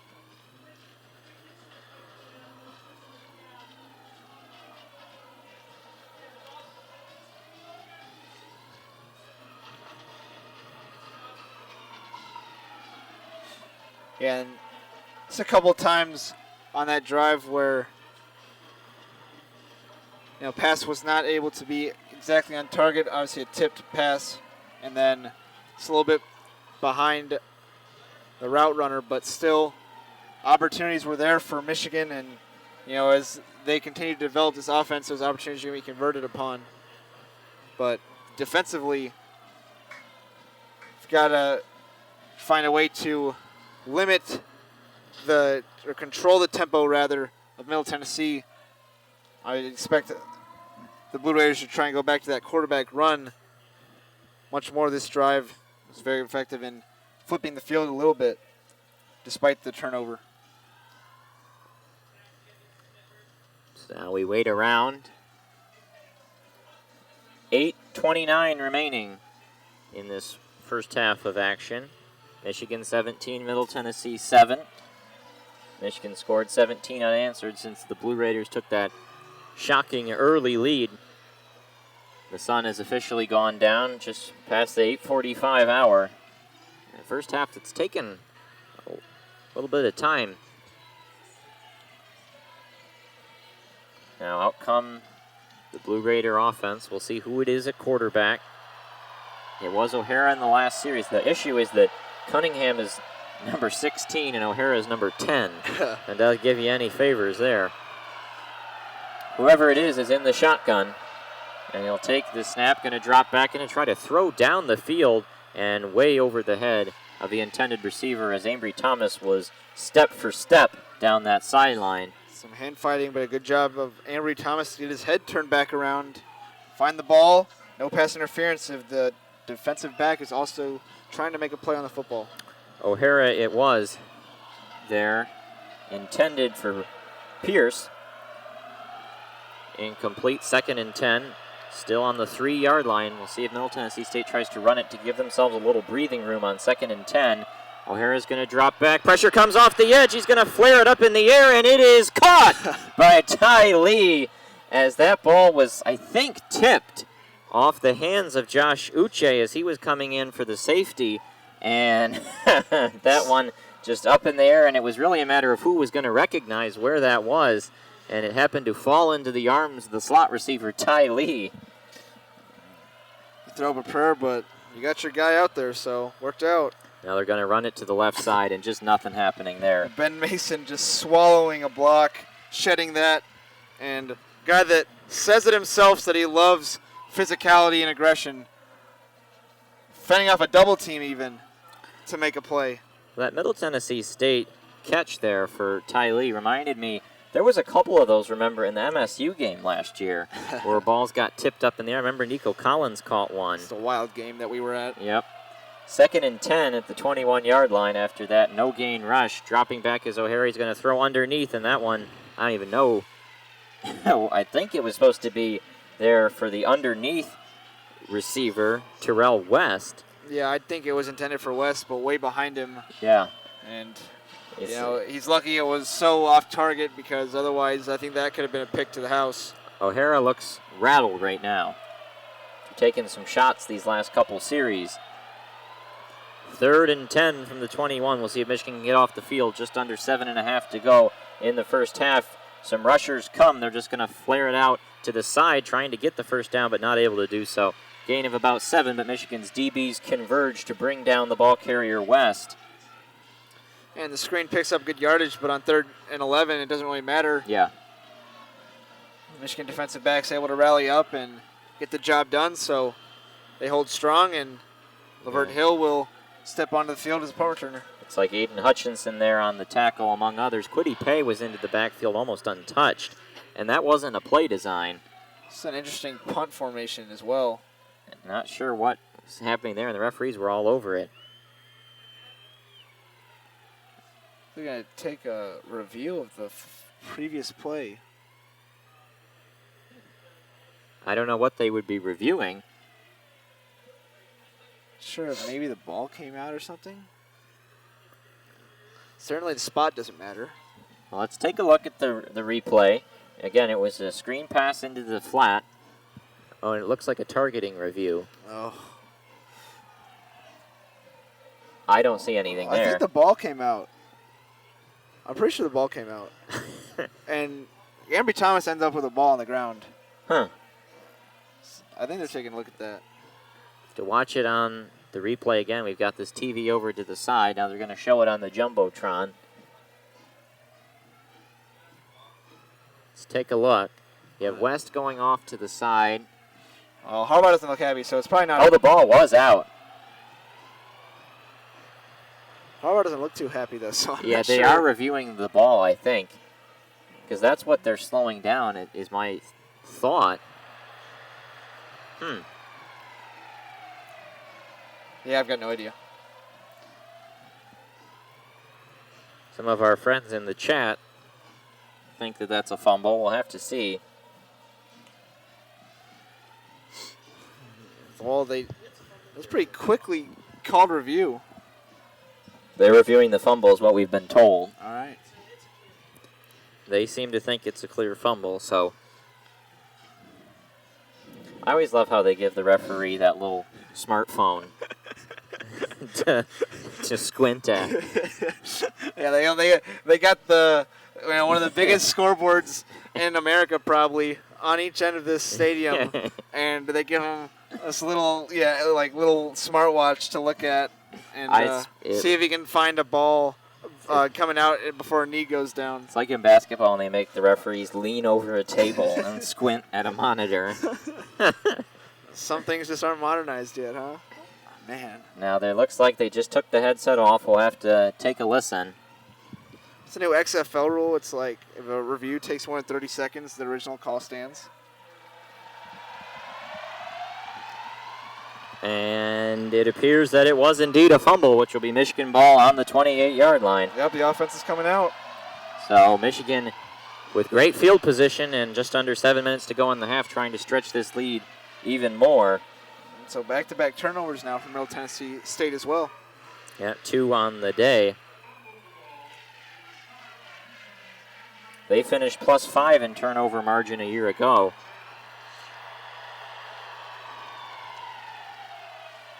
But a rough night tonight, turning it over twice, recovering 1 turnover for Michigan, the Patterson fumble on the first series. We'll see if Michigan can capitalize, and now they have to put a bunch of time back on the clock to 7:19, given that it was a change of possession and not just a standard 4th down where the play clock was running. And Middle Tennessee State was awfully close to snapping that punt before the review was even signaled. Patterson to take the snap. He's going to drop back. Pressure comes. He throws downfield, sheds a man, and it is off the hands of Nick Eubanks, I think, or is that Ronnie Bell? Ronnie Bell. Ronnie Bell. Goes off his hands after the DB was wearing him like a cheap suit and just falls to the ground, and it's incomplete. And Ronnie Bell's had several opportunities to score in this game. I mean, probably 3 good ones. And that one is off the fingertips. But you do wonder about how much he was impeded by that DB. But, I mean, that one's all him. You got to come down with that ball. Hits you right in the hands. So now a couple drops for Michigan receivers here in his last 2 possessions. Shea takes the ball, blitz coming as usual. He finds a man right down the seam. It's Sean McKeon to the 5, still on his feet. Touchdown, Michigan. 28-yard strike, catch and run for the big tight end out of Dudley, Massachusetts. And Sean McKeon now puts Michigan up 23-7 with the PAT coming. Well, not that play, I guess, but why not the next one? Yep. McKeon has been heralded by Josh Gaddis as a pretty sure-handed receiver. Done a great job in camp and delivering that one. And how about the strength to shed the hit? And you want to talk about bad tackling earlier in the game by Michigan. I mean, right there, you got to wrap him up. 2 Middle Tennessee State guys come in, lay the boom. But against a big guy like that, listed at 6'5", 246, he stays on his feet and trudges into the end zone victorious.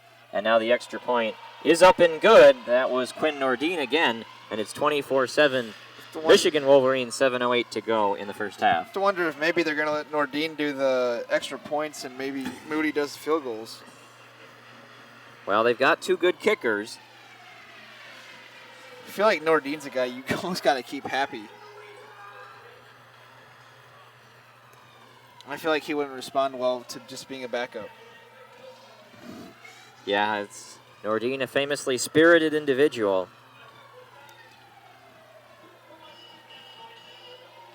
And the Michigan offense, I mean, we talked about it earlier in the game as we've started to see. I mean, this is a pass-first offense, and they are finding guys open and striking right now. Yeah, I mean, they're opening things up now at this point. It's just Patterson playing pitch and catch at this point. I mean, they should have scored on the first play. Yeah. You know, Ronnie Bell should have caught that pass, and that should have been that. Ronnie Bell probably should have caught the pass on an earlier drive and he probably should have 2 touchdowns by now. But that said, the score's 24-7. But I mean, we're seeing some of this offense open up at this point. They're getting comfortable. And now Moody to do the kickoff, and we've seen fair catches every time, and then no different here. Fair catch taken at the 4-yard line. We'll put it at the 25. Shea Patterson now 12 of 17, 164 and 3 scores. And again, of those 5 incompletions, 2 of them were drops. So he has been sharp tonight. Very sharp. You look at the Middle Tennessee State offense. They now 118 total yards, a respectable 4.7 yards per play. But again, you think about the 18-yarder for Ty Lee, then the 18-yarder for Asher O'Hara. You take those 2 out. Hasn't been much beyond that really opening sequence.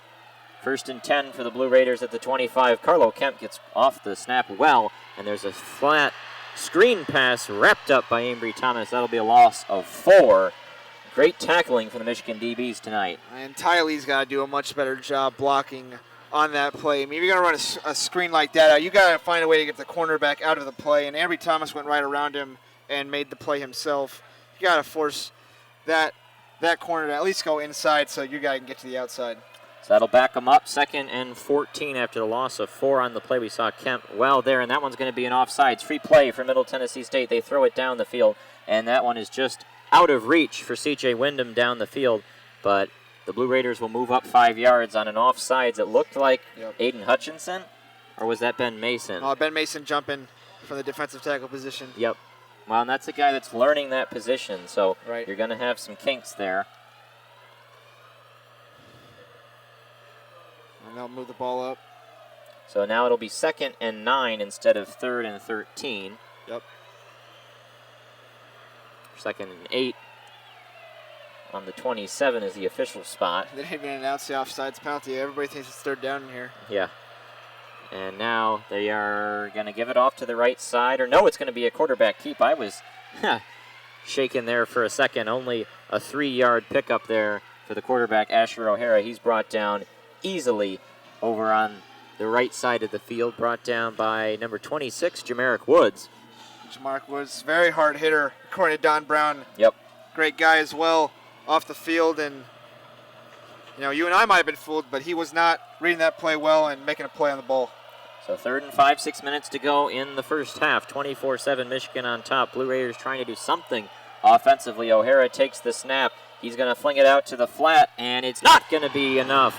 And Chatton Mobley is crunched there on the big hit from Josh Ross. And we've talked in the offseason about how Ross is now. He's the Devin Bush. I mean, this is his defense now, and he's been laying the boom tonight.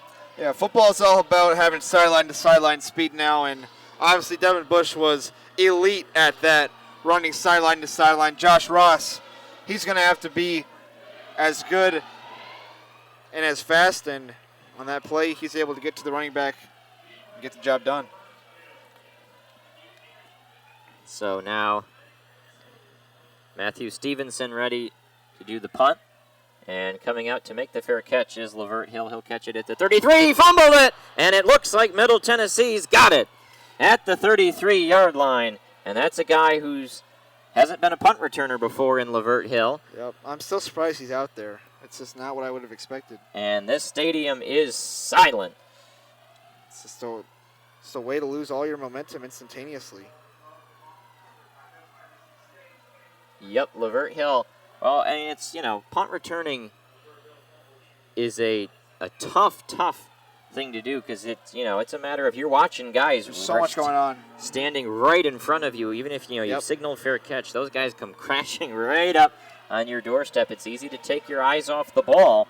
And we've seen that before at different times, and now Lavert Hill falls victim to it.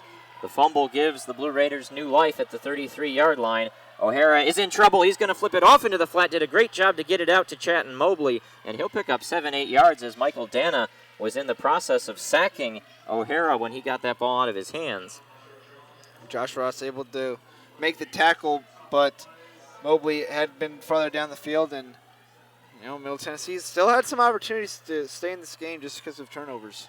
Yep, 2nd and 4. O'Hara's now going to swing it out into the flat again. They do a little bit of blocking down the sideline. That'll be a solid first down to the 16-yard line. They a lot of rub action on the sidelines there down to the 16, 1st and 10. Good downfield blocking and just getting the ball out quick. It's been the MO of the offense for this game. No shots downfield that have certainly been close to working, and not many really attempted either. So now 1st and 10 from the 16-yard line. O'Hara to take the snap, and he will give it off right into a mosh pit there at the 15-yard line. A gain of maybe 1, and the Blue Raiders taking a lot of time off the play clock, trying to run this clock down. Yeah, at this point, they're going to try and really slow down the game and Yeah. just keep the ball in the Michigan offense because obviously they've been good. 2nd and 9 from the 15. O'Hara is now just going to scoop it off to the sideline. He's got a man on the edge. It's Mobley. He'll pick up maybe 6 or 7 there, but will come up a little short of the sticks. And it'll be 3rd and 2 from the 8-yard line. Approaching 3.5 minutes to go in this first half. 24-7 Michigan on top.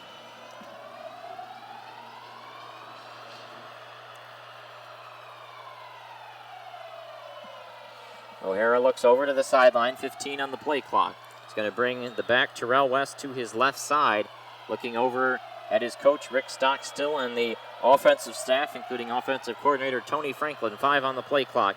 And O'Hara's going to try to dump it off. He does to the corner.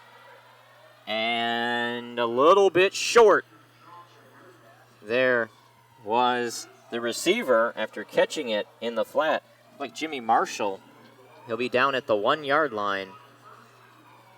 Yep, good tackle there from Brad Hawkins to bring him up 1 yard short. And now they have O'Hara keep it, and he'll come up short at the 1-yard line. Michigan defense playing goal line right now as Middle Tennessee did that snap up-tempo. Yeah, that's probably Middle Tennessee's best bet is to try and catch the defensive line unset. I think they're going to try and do something similar here. They get a substitution, Michael Dana off the field. Now they're going to swing it out to the flat, and a huge hit there by Vincent Gray to bring him down 3 yards behind the line of scrimmage on that screen pass. Man is earning his keep Yeah. tonight on that field. He is making a name for himself, saying he belongs in this secondary. And now 3rd down and about 2 yards to the goal line. They gave him forward progress at the 2. Getting a And now timeout by MTSU. Middle Tennessee's been best off the turnovers, having a second opportunity here to really score.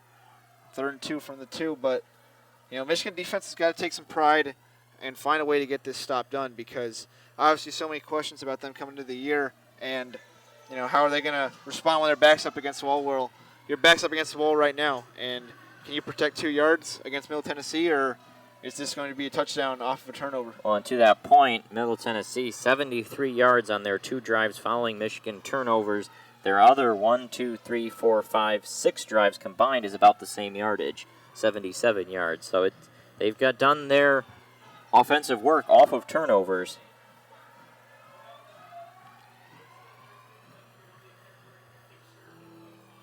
So out of this timeout, I mean, Middle Tennessee hasn't really demonstrated much of a power running game, so most of their work has been trying to get the ball on the perimeter to their guys that are pretty quick. They got some athletes, but they're trying to fire the crowd up here. 3rd down and goal from the 2-yard line. O'Hara in the shotgun. It's a sort of bunched formation, and that looked... No, they're going to say the play is legal. O'Hara's going to try to scramble to the right, going to throw into the end zone, and it is caught for a touchdown. Blue Raiders in the end zone. A man got lost. Man, I thought that was a false start on the play. Yeah, I mean, it looked like people were jumping around early on, but that was just, I believe it was Jamaric Woods just kind of getting caught in no man's land. Yeah, because Vincent Gray got caught on a rub on the cross, so Woods got caught in no man's land, knowing there was someone behind him, but that if he goes to the receiver, then O'Hara just runs in clean. And so he tries to kind of straddle that line. Obviously ends up being a touchdown for Middle Tennessee State, but there's not much he can do in that position. That's Jaron Pierce with the catch. 24-13. PAT is a wobbler, but it's through, and it's 24-14 Michigan on top. But the Michigan offense now has about 2 minutes and 12 seconds to get a strike before halftime and restore a 3-score advantage. Now, the interesting thing, I mean, that play obviously, and really with every Middle Tennessee play, just a ton of trickery going on. I mean, that one you have 3 or 4 crossing routes, defenders getting rubbed off each other, and you end up freeing someone. Well, that's a great play out of a timeout, and as I was mentioning, I didn't expect much of a power game to be utilized in that position. And no. That's not what they're going for at all. They're just trying to get guys, crossing underneath and find a way to, get them the ball on the perimeter. And eventually that cross comes all the way across the field and everybody gets lost. That's all that needs to happen for one guy to find the end zone. And now Michigan's offense getting ready to get set up after this kickoff. So we now... to see that offense out there, Cruz Holt gets ready to do the kicking duty. And interesting point about the Blue Raiders in this game is the kickoff will be taken at the 5-yard line, being ran out to the 25. Now a nice little move to the outside of the 30 down the sideline, and Giles Jackson pushed out at the 37. Middle Tennessee State tonight, 11 receivers with the reception. Very diverse offense, and that's kind of encouraging for them. I mean, yeah, they come into this game when obviously Ty Lee is a known, you know what you're going to get out of him, but the 2nd, 3rd, and 4th leading returning receivers for the Blue Raiders were all running backs from last year. So the fact that they have been able to diversify their offense that much has got to be encouraging for them, obviously using this game as a tune-up for themselves to some extent, and knowing that, their offense can move the ball around at the same time. Yep. Well, they come in with an interesting playbook, but Michigan now at the 39-yard line. Patterson's just going to dump it off in the flat. He's got a man out to the 49-yard line. Zach Charbonnet, and they'll have to go up-tempo here under 2 minutes remaining in the half. Now we'll get to see what this up-tempo can look like. Yeah. Here. 2nd and 5. Patterson drops back. He's going to throw an out route. Got it to Sean McKeon down the sideline, and he'll dip out of bounds just past midfield. McKeon sure-handed once again. Ronnie Bell's still on the field despite a couple drops, and to see if they go back to him. Well, they got McKeon lined up on the formation. Bell and Collins, it appears. And then Mike St. Ristel in the slot. Charbonnet to Patterson's left. And the throw over across the field is caught. And reaching for the first down there and getting it just barely is number 6, Cornelius Johnson, the freshman, for the first down. That's who it was. I thought that was Ronnie Bell. It's number 6 instead of number 8. Ronnie Bell's up top at the right sideline. The way Michigan's going. Really mixing the receivers up right now. Clock stops to reset the chains. Patterson drops back. They bring blitz as usual. He's going to fire down the field, and that one is overthrown, looking for Bell in the end zone. This was probably Patterson's first real missed throw of the night. Just way over the head of Ronnie Bell. But still going back to him, still having confidence in him. Well, and this is an interesting game for a quarterback because you really do have to trust your blockers as they show blitz on every play. I mean, it's been 4, 5, 6 rushers every single time. Yep. And you have to trust that your blockers and your line will pick those up. Stand in there, make some throws. 2nd and 10 from the Michigan 37. Shea is just going to have to dump it off into the flat, floating that one in the area of Charbonnet as 3 Blue Raiders were in the backfield. Scott Schaefer continuing to dial the blitz level up to 100 as that one was a design screen. Try to get the lineman pulling. That throw is a little bit better. Charbonnet might have a first down. He's got to throw that one with a little bit more touch on it to let Charbonnet run under it. It's a good idea with the blitzers selling out. 3rd and 10. Patterson in the shotgun. Eubanks. Pressure comes, and he's going to get brought down, but there is a flag coming from the back judge. I wonder what that'll be an interesting one to see, because that's normal. I mean, that's coming from the secondary, but it could have been something at the line of scrimmage that might be a defensive holding. Just a couple claps from the crowd. Listen. They saw something we didn't. Big conference going on, and the offense is not leaving the field. They probably get defensive holding. Yep, it is defensive holding. Cornelius Johnson, I think, drawing that one. And so that'll be a Michigan first down, nullifying the sack. Thought if Patterson looked up, he would have had Eubanks. Well, and those are always tough to figure out what exactly is going on, right? Because the quarterback takes a sack, but you never know if the defensive holding doesn't happen. Was there going to be a guy open? So always hard to tell the impact of those penalties, but it'll be 1st and 10, Michigan at the 27-yard line, 10 yards enforced. And the ball is now placed down, 1:08 to go. And the clock begins to run. Patterson looks to the sideline. And now he's going to step up, say something to the line of scrimmage, bring McKeon right to left behind the formation, and he's going to give it off to Charbonnet up the gut. And now a huge push from the Michigan offensive line gives him 5 or 6 yards. Have to think Michigan's going to take a timeout sometime. They've got 2 remaining. Clock is still running, 42 seconds. I get organized. Shea gets ready to take the snap, 35 seconds. The man to his left, 3 wideouts. Pressure comes, he fires it, and it's over the head of his intended receiver as he got thumped from behind. An unblocked rusher coming off the edge, number 25 for Middle Tennessee State, it looked like.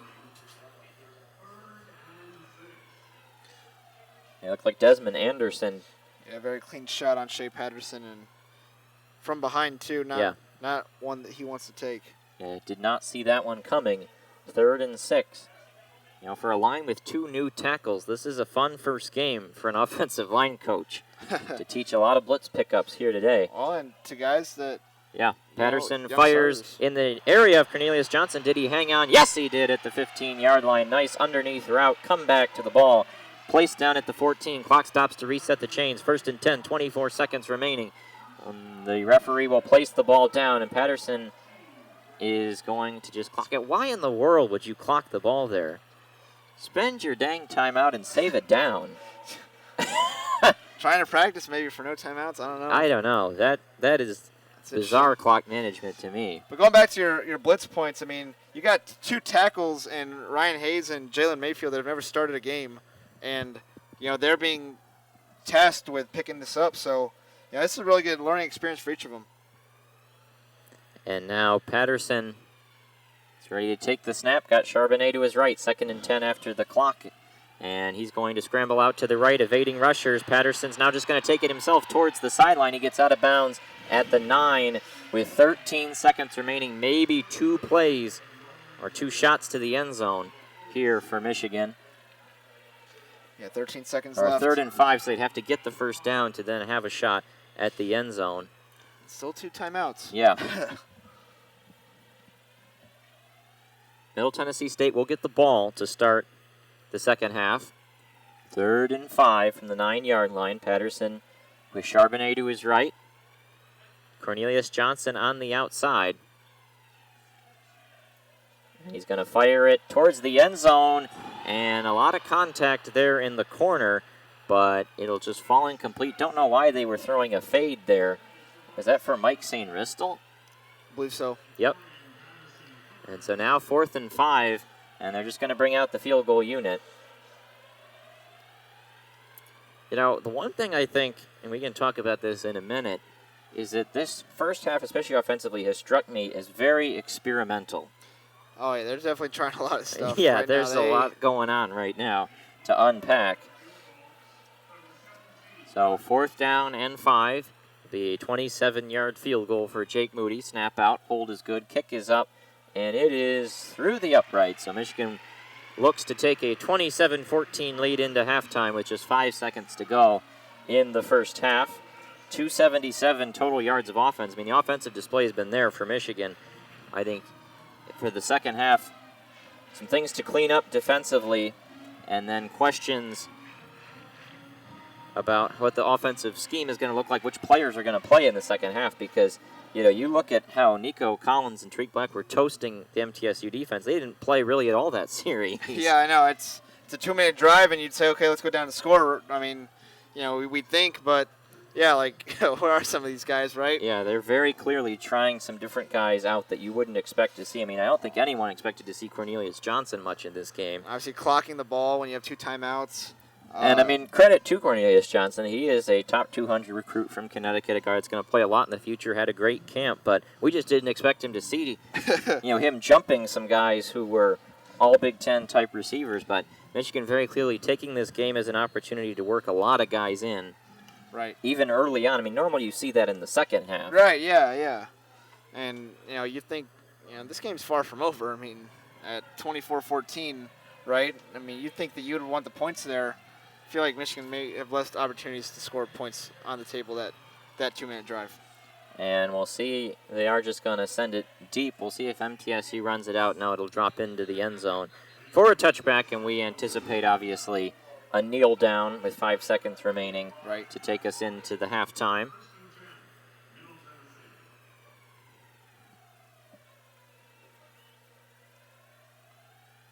The Blue Raider offense going on out there. They didn't do too bad for themselves. 152 total yards in that first half. Obviously, again, it was really a tale of 2 drives. The bookending drives of these halves were the good ones for MTSU. Both times they got the ball in Michigan territory, they were able to convert.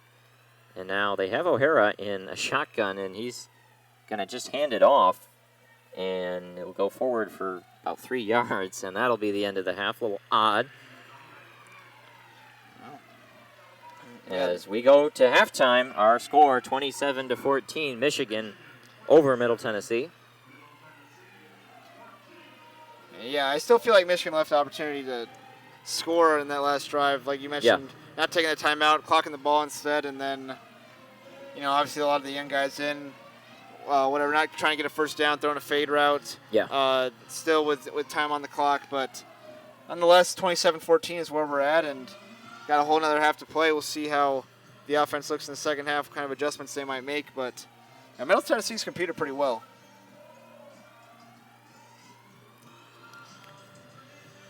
So now we get ready for about a 20-minute halftime. You can stay on if you want, or we can sub someone in for you. Talk about some of the other games that were going on. All right, let's do that today. Let's go through the scores. And we'll pull up ESPN here as we are in the halftime portion of the program.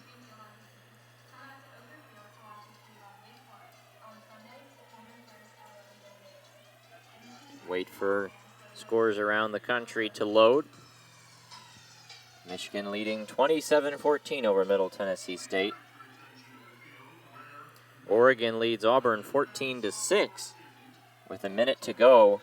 That was in the first half. The big game of the day.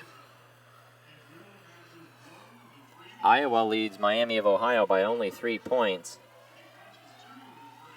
Let's see. Yeah, that's an interesting score there. Let's see. What else is going on? I mean, Iowa State only beat Northern Iowa by... Did you watch that game? 3. I mean, no, I was busy with various things all day, and Someone told me it was ended up being a crazy game. Yeah, they triple overtime, I guess. Yeah, Northern Iowa. They had a touchdown where the quarterback he was running earlier in the day. I mean, it was a tremendous game for Maryland, thwacking Howard. Was it 79-0? 79 zip. And you had Penn State over Idaho 78-0.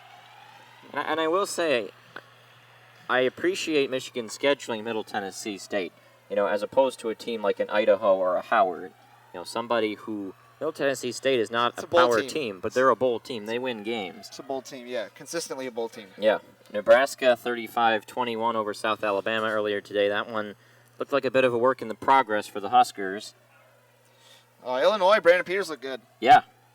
Brandon Peters, one of the stories of the day in the Big Ten, at least to me. He had a great game against Akron.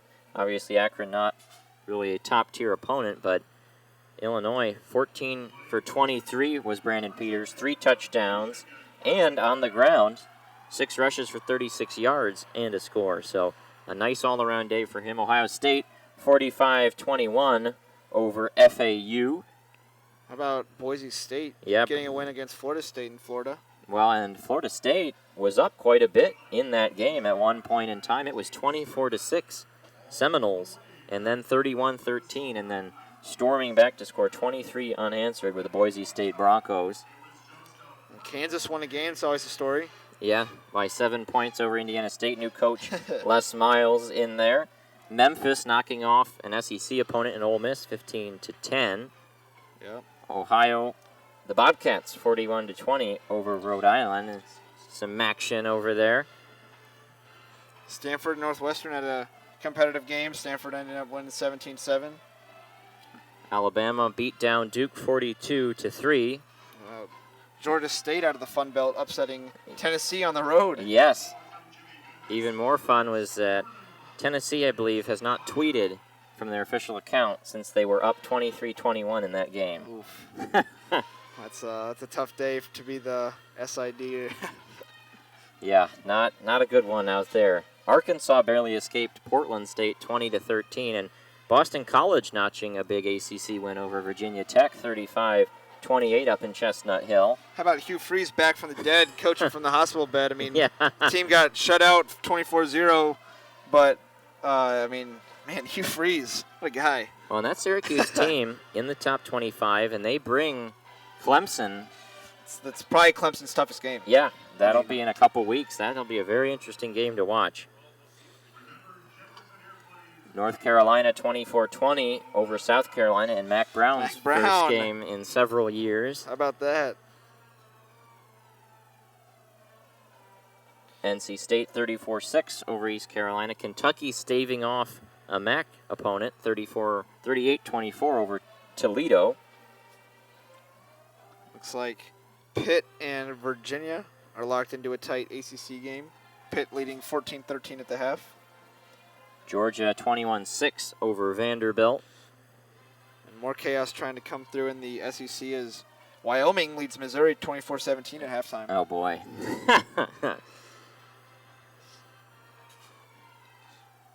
Western Michigan, an in-state team, up 38-13 on Monmouth right now in their game. And Eastern Michigan defeated Coastal Carolina 30-23. And that's a real win. I mean, Coastal Carolina is a team.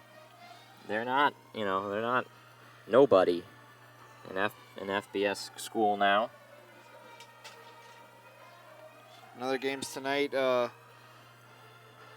Washington State is favored by 32.5 points against New Mexico State. UNLV battles Southern Utah, and probably the best game remaining is Fresno State and USC. Well, that's an interesting game. I mean, nobody's seat is hotter than Clay Helton's right now. Urban Meyer's knocking on the door. Yeah, that is going to be an interesting year, but I mean, a lot of talent at the quarterback position there with JT Daniels. If they can get him going. I mean, last year he was a 17-year-old playing quarterback in a Power 5 team, so you just kind of felt he was overwhelmed. Yeah, I watched that game against Texas, USC Texas, and yeah, that dude was a little bit lost on the field for that one. I mean, it takes a lot of guts to start a true freshman at quarterback anyway, let alone an early enrollee out of high school. Well, it's similar to like Jake Bentley. I mean, yeah, guy trying to get to the NFL as fast as possible with less wear and tear that he possibly can.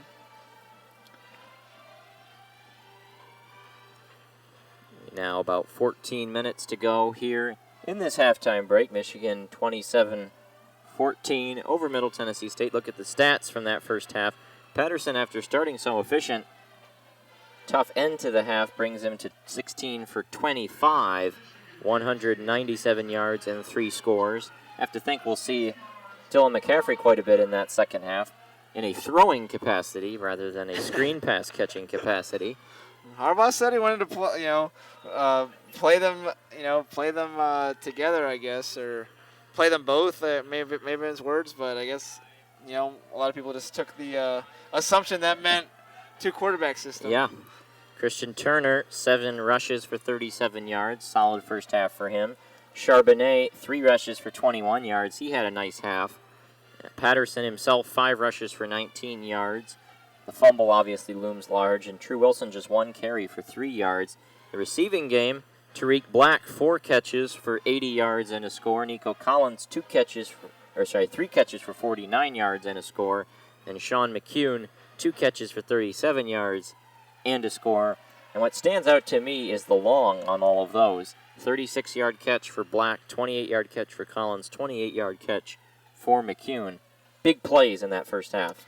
Yeah, and that's what Josh Gaddis sold to the entire Michigan fan base. So you have to hold up their end of the bargain if you come in and create the entire hashtag speed and space. And I think we saw some glimpses of that. But as you and I mentioned a couple of times, especially near the end of the half, definitely trying some experiments out and seeing what will work and what might not work in this game.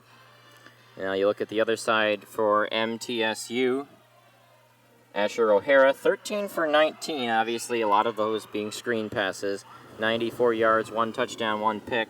Chase Cunningham we only saw for 1 series, but he was 2 for 3 with 4 yards. That's a modern football line for you. O'Hara in the rush game I thought was most impressive. 8 rushes for 44 yards and a long of 18. Nothing really on the ground outside of that. 2 rushes for 4 yards for West, 1 rush for 3 yards for McDonald, 1 rush for 3 yards for Anglin Chisholm, 3 rushes for 3 yards for Chatton Mobley. Just no push up the middle.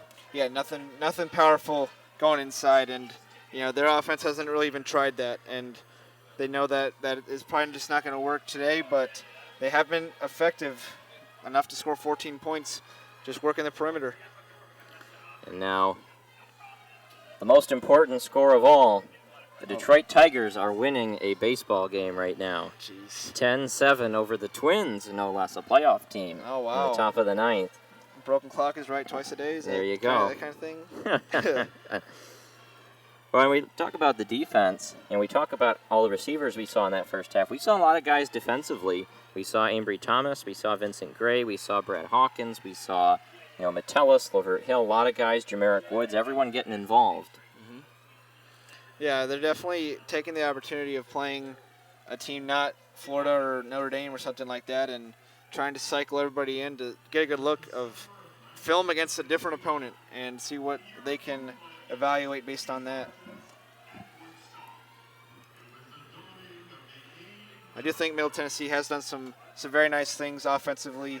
Some of their formations I think have been pretty good, and I think that this is going to be a competitive team despite all the talent that they lost from a season ago. Yeah, and they're going to be competitive still in that Conference USA. Well, and so one of the things to talk about obviously is that this approach from Middle Tennessee, they're overwhelmed talent-wise, but they came out with a lot of different things. On the defense, they blitz a lot to try and create some havoc, shake things up. Offense, they run a lot of rub routes, a lot of underneath, just trying to keep things weird almost. See if you can't throw somebody for a loop, and it worked decently well in that first half, but they have a lot of work to do and down 13 points as we head into halftime. They will get the ball first. Right, forcing that early turnover and scoring. I mean, it's almost like you get 2 possessions to start each of the halves, and that's the thing. It's Michigan can't really be taking this one too lightly. Still, it's only a 2-possession game, and Middle Tennessee getting the ball first. For all they come out with something very, very good, and make this a 1-possession game. Yeah. Right off the bat. It'll be an interesting first half, and here's an interesting stat. Shea Patterson had 25 passing attempts in that first half. Michigan averaged 27 passing attempts per game last year. This is a pass-first offense now. Nice. They And did what they said they were going to do, at least. Almost 300 yards in total yards. That's quite a bit right there in that first half, and we'll see how they follow it up in the second half in just about under 9 minutes to go. It's a very interesting halftime show going on as well. Yeah, they've got a 1960s themed halftime show going on right now. Got to shake it up as always. I remember last year I did the SMU game, and I believe the band, marched into the formation of the word vote. Yep, that was another interesting one last year. They always have a theme to what they're doing. Well, now they're about to march on off the field. We'll have the players come back out and do some warm-ups.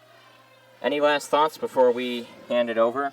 So it's been encouraging to see the new offense, to see just a glimpse of it. I think there's still a lot left to it, a lot that can be developed going forward, and this is just the beginning for this season for Michigan. And I talked about the season openers that they've had in recent years and how this one might be a little bit different, but really gives them that opportunity to be cautious and trying different things. It's not such a big risk, and I think that we're going to see a lot more consistency out of both the offense and defense ahead. But this is going to be much more of a conventional team approach that they'll see. It's maybe not even always in the Big Ten, but afterwards, especially to spread it out, very quick up-tempo offense. So good luck for Michigan. I think it's a good opponent to face for Week 1, and excited to see where the season goes from here. All right, that just about does it for us. Once again, score at halftime, Michigan 27 and Middle Tennessee State 14. This was Alex Strain and Lucas Vargas handing it off now to Daniel Thompson and Jack Molino for the second half.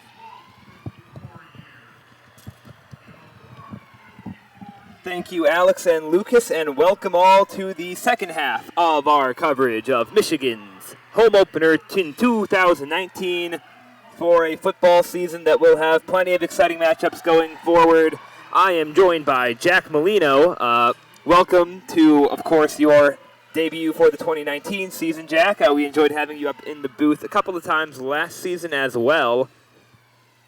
I think Michigan had a pretty good record when we called games together last year.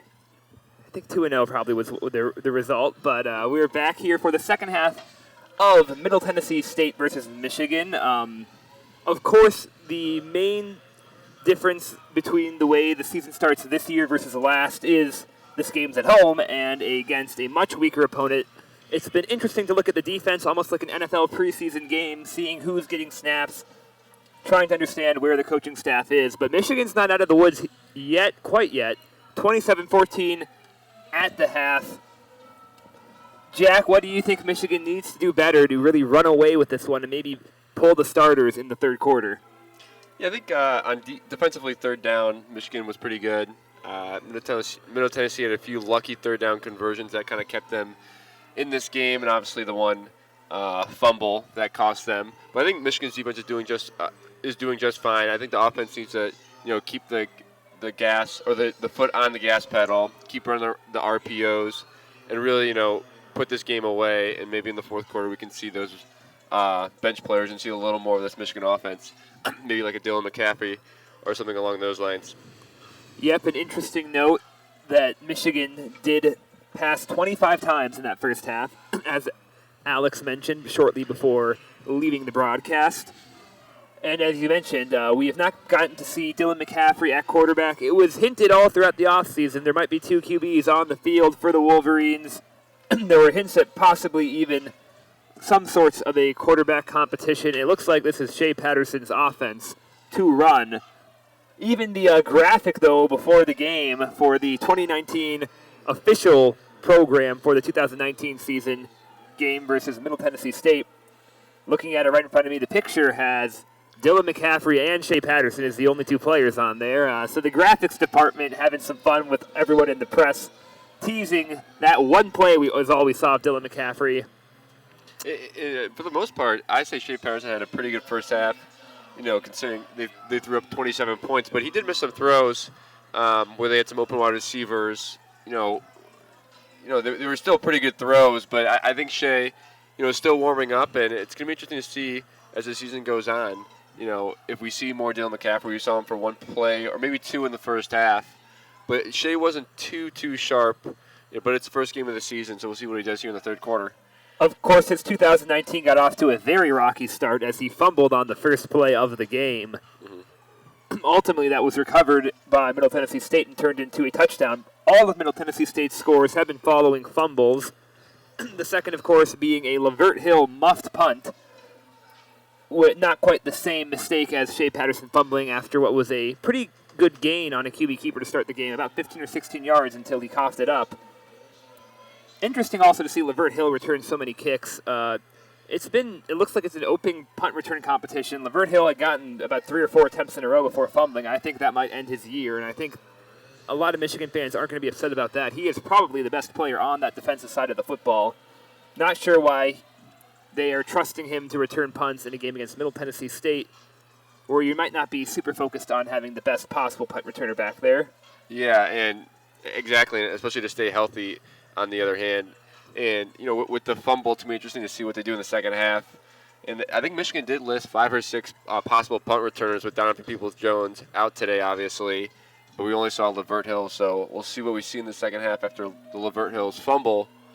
But I think I want to bring up another note defensively. Asher O'Hara having a pretty good game so far for Middle Tennessee, and he's more of a run-first quarterback, really keeping the Michigan defenders, especially the linebackers, on their toes. I think if they can contain him from running the ball, I think they're going to do just fine.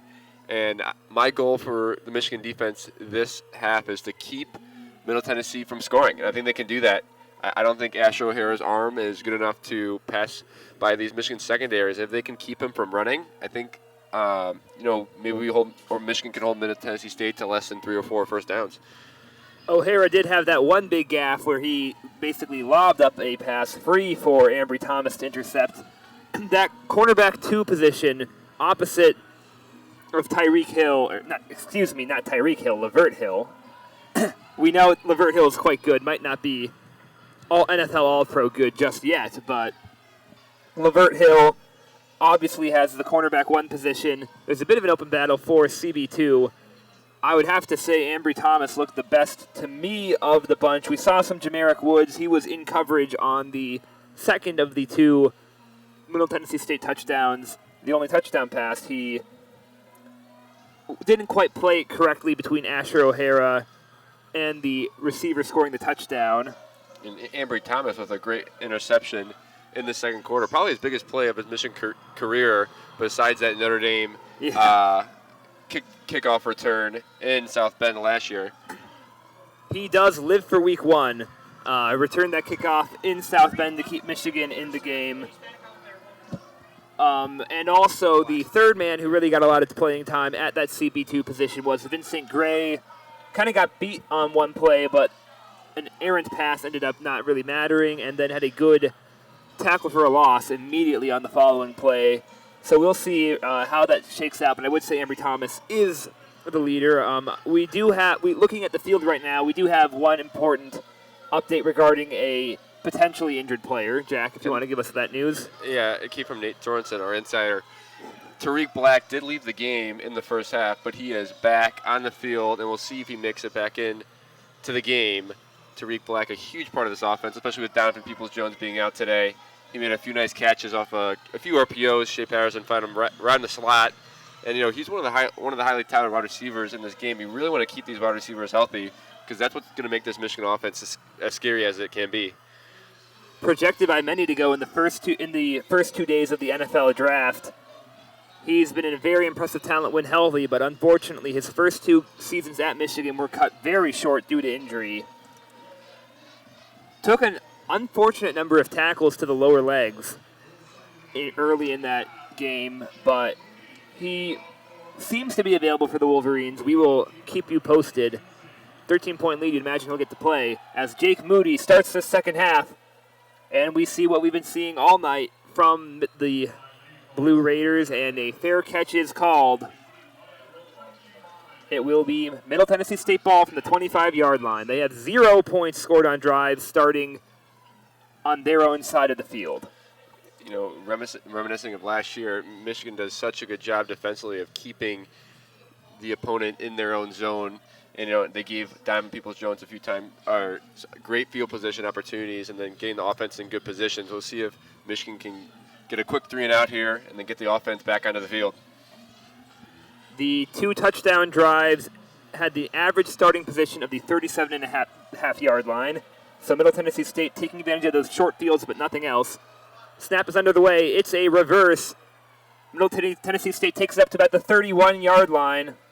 That looked to be Zach Dobson, the receiver on the carrier on that reverse, eventually chased down by Quiddy Pay. Very hard to keep track of this Middle Tennessee offense. They kind of have a rush attack by committee, and a lot of wide receivers get involved as well. Indeed, now we have a 3 bunches to the right formation. Fakes the handoff, and it's a screen pass in the backfield. Caught and brought forward across the 39 to the 40 for a Middle Tennessee State first down, and back to Zach Dobson.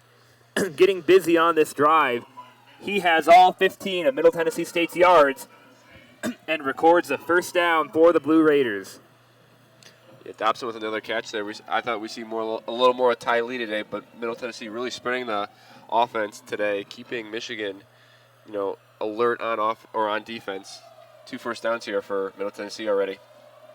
Middle Tennessee State doesn't have all that far to go. Their longest touchdown drive was for 42 yards. Started this one all the way back at their own 25, but after 3 plays, they don't have far to go at all. Approaching field goal territory. Single back formation yet again, no huddle. Pass in the backfield to Ruben Garnett. Can't get much further, though, as he squeaks a few yards of gain out of that. Wrapped up by 3 different Michigan defenders, Aiden Hutchinson, Josh Metellus, and it looks to be Vincent Gray, the final tackler. How about this pace that Middle Tennessee is bringing to the second half? We haven't seen this pace all game. They're really pushing the offense here.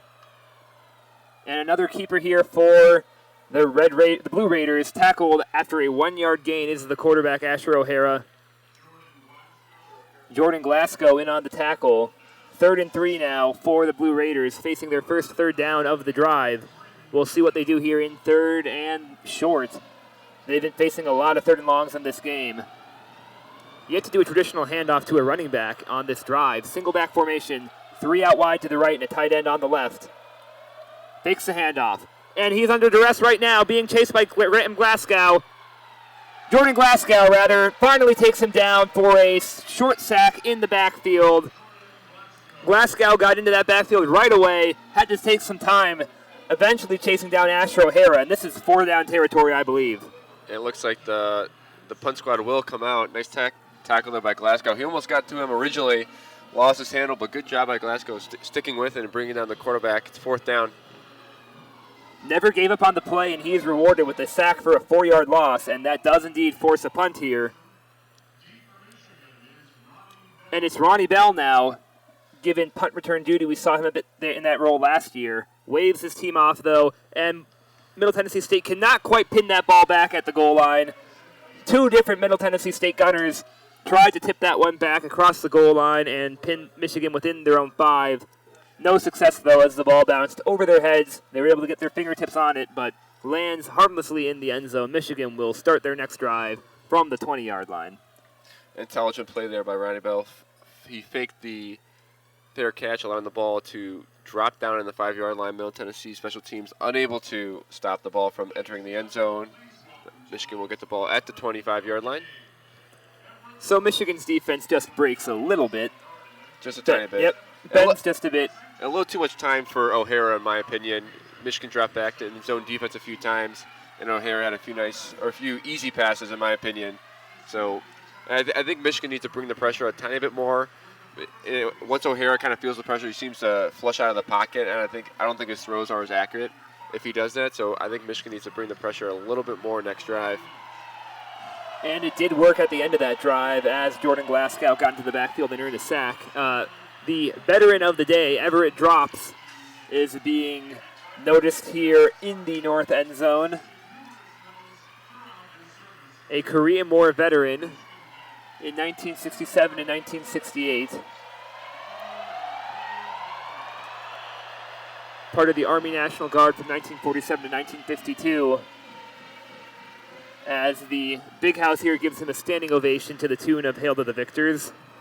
One of the great things here about WCBN Sports, no commercial breaks, and we give you all the action here from the big house. Oregon up 14-6 on the Auburn Tigers at halftime.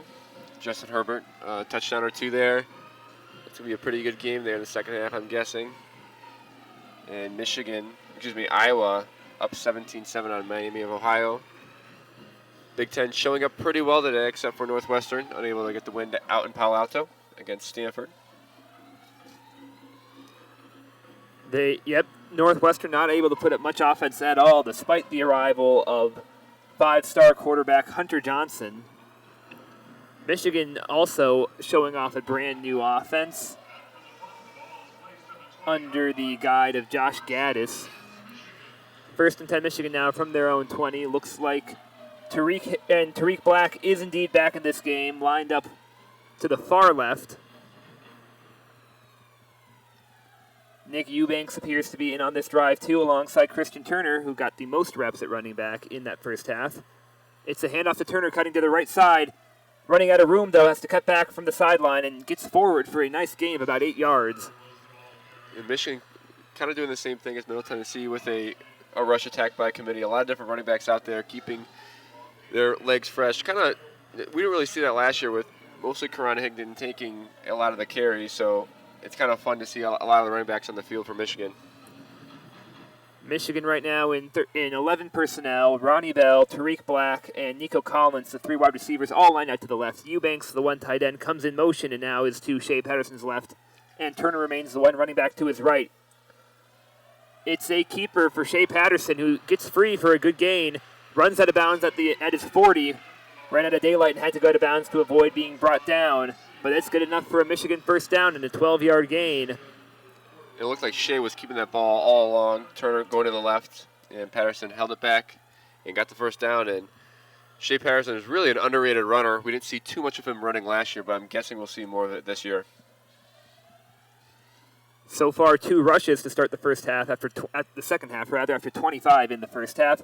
Same formation as the previous play, and Eubanks comes in motion to the left again. This time the ball really is given to Christian Turner, who fights forward for a 4-yard gain.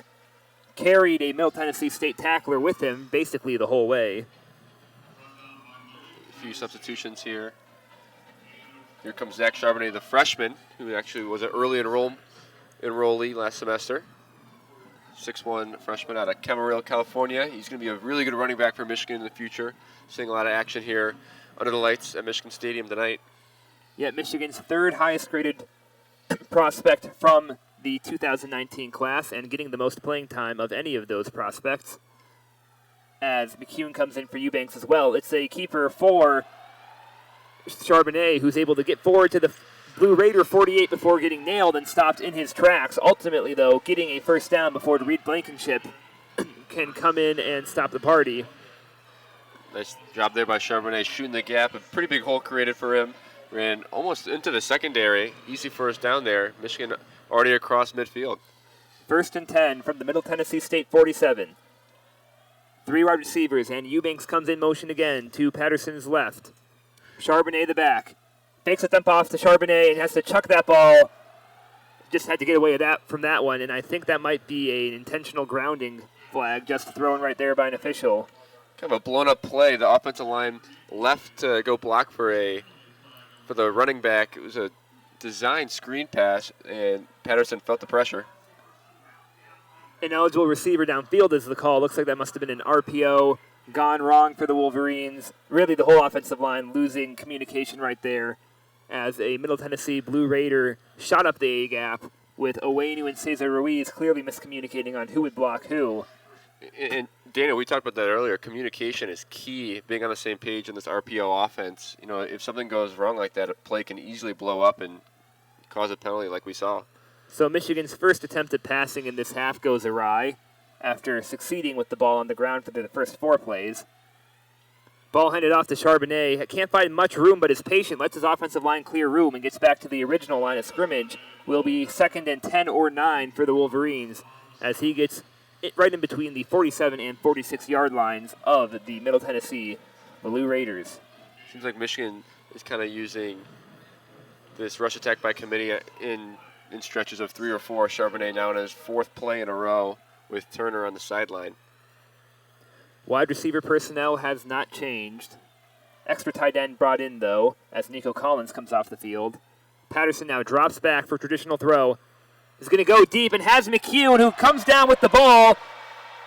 Then no, they're going to rule it incomplete. McKeon caught that ball at the apex, had a great chance to come down with it, but an extra safety came in and helped, must have jarred that one loose. Looks like Javonte Mofat was able to knock that ball loose. Patterson with a pretty good throw and gave McKeon a great chance, but yep, that is Mofat coming in and jarring the ball loose. That will result in 3rd and 9, the first 3rd down for the Wolverines on this drive, and it's the 3rd and long. McKeon doing a good job of using his size, but unable to come down with that pass. 3rd and 9 here for the Wolverines. Charbonnet, the lone man in the backfield. Michigan sends 4 deep and keeps Charbonnet in protection. Patterson is chased down, though, and tripped up by big Jordan Branch of the Middle Tennessee State defense. That's going to go down as a sack, the 2nd of the game for the Blue Raider defense.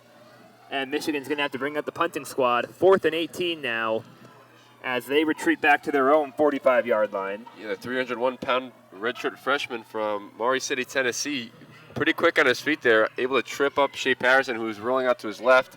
I don't think Shea had any men downfield, but it lost about 6 or 7 yards there, and Michigan is forced to punt here. Yep, you can call that a bit of a shoestring tackle and a coverage sack. As Will Hart comes back to punt now. Haven't seen too much of him today. This one will be returned, and the runner is tripped up right as he gets to the 25-yard line, falling forward. A Michigan gunner was able to get there and trip him up. Ty Lee, their go-to man for receiving and punt returns.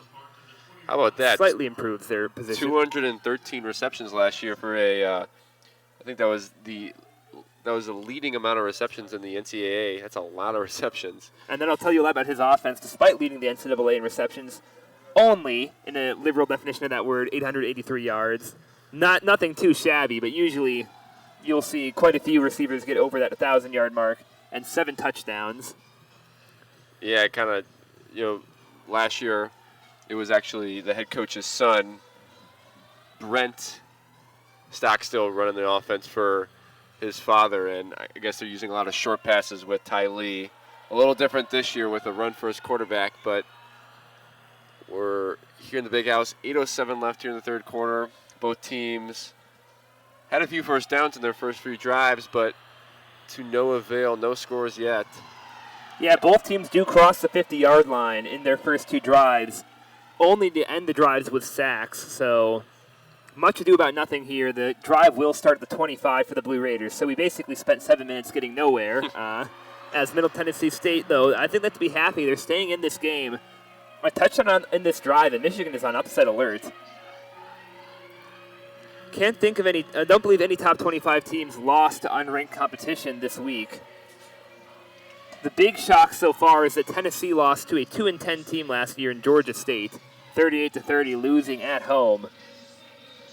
Otherwise, no real surprisers. Iowa State got taken to overtime by FCS Northern Iowa.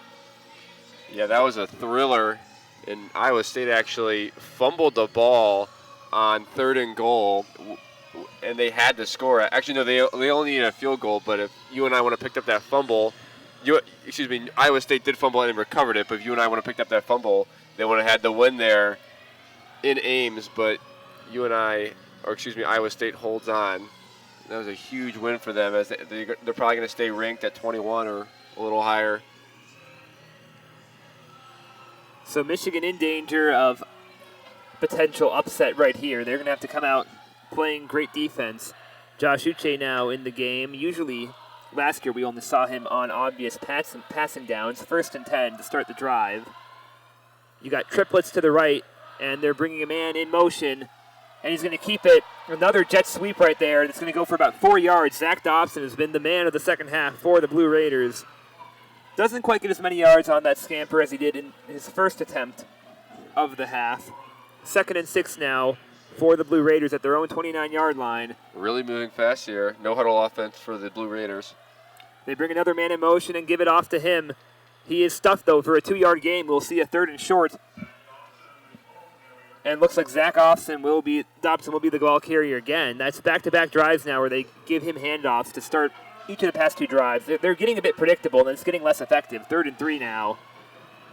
Yeah, Michigan linebackers almost predicting what's coming next. And now an empty backfield, so we're unlikely to see a handoff here. As we see O'Hara drop back, and he is swallowed up by 3 different Michigan defenders. Aiden Hutchinson was the first to get to him and bring him down by his feet. We'll see if that's a sack or a very short guard. Nope, it's a 2-yard sack. Design QB keeper. That was called a sack on the PA system, but that should go down as just a 2-yard loss on a run. Yeah, the Michigan backers ran right through the Middle Tennessee line, getting to O'Hara quickly.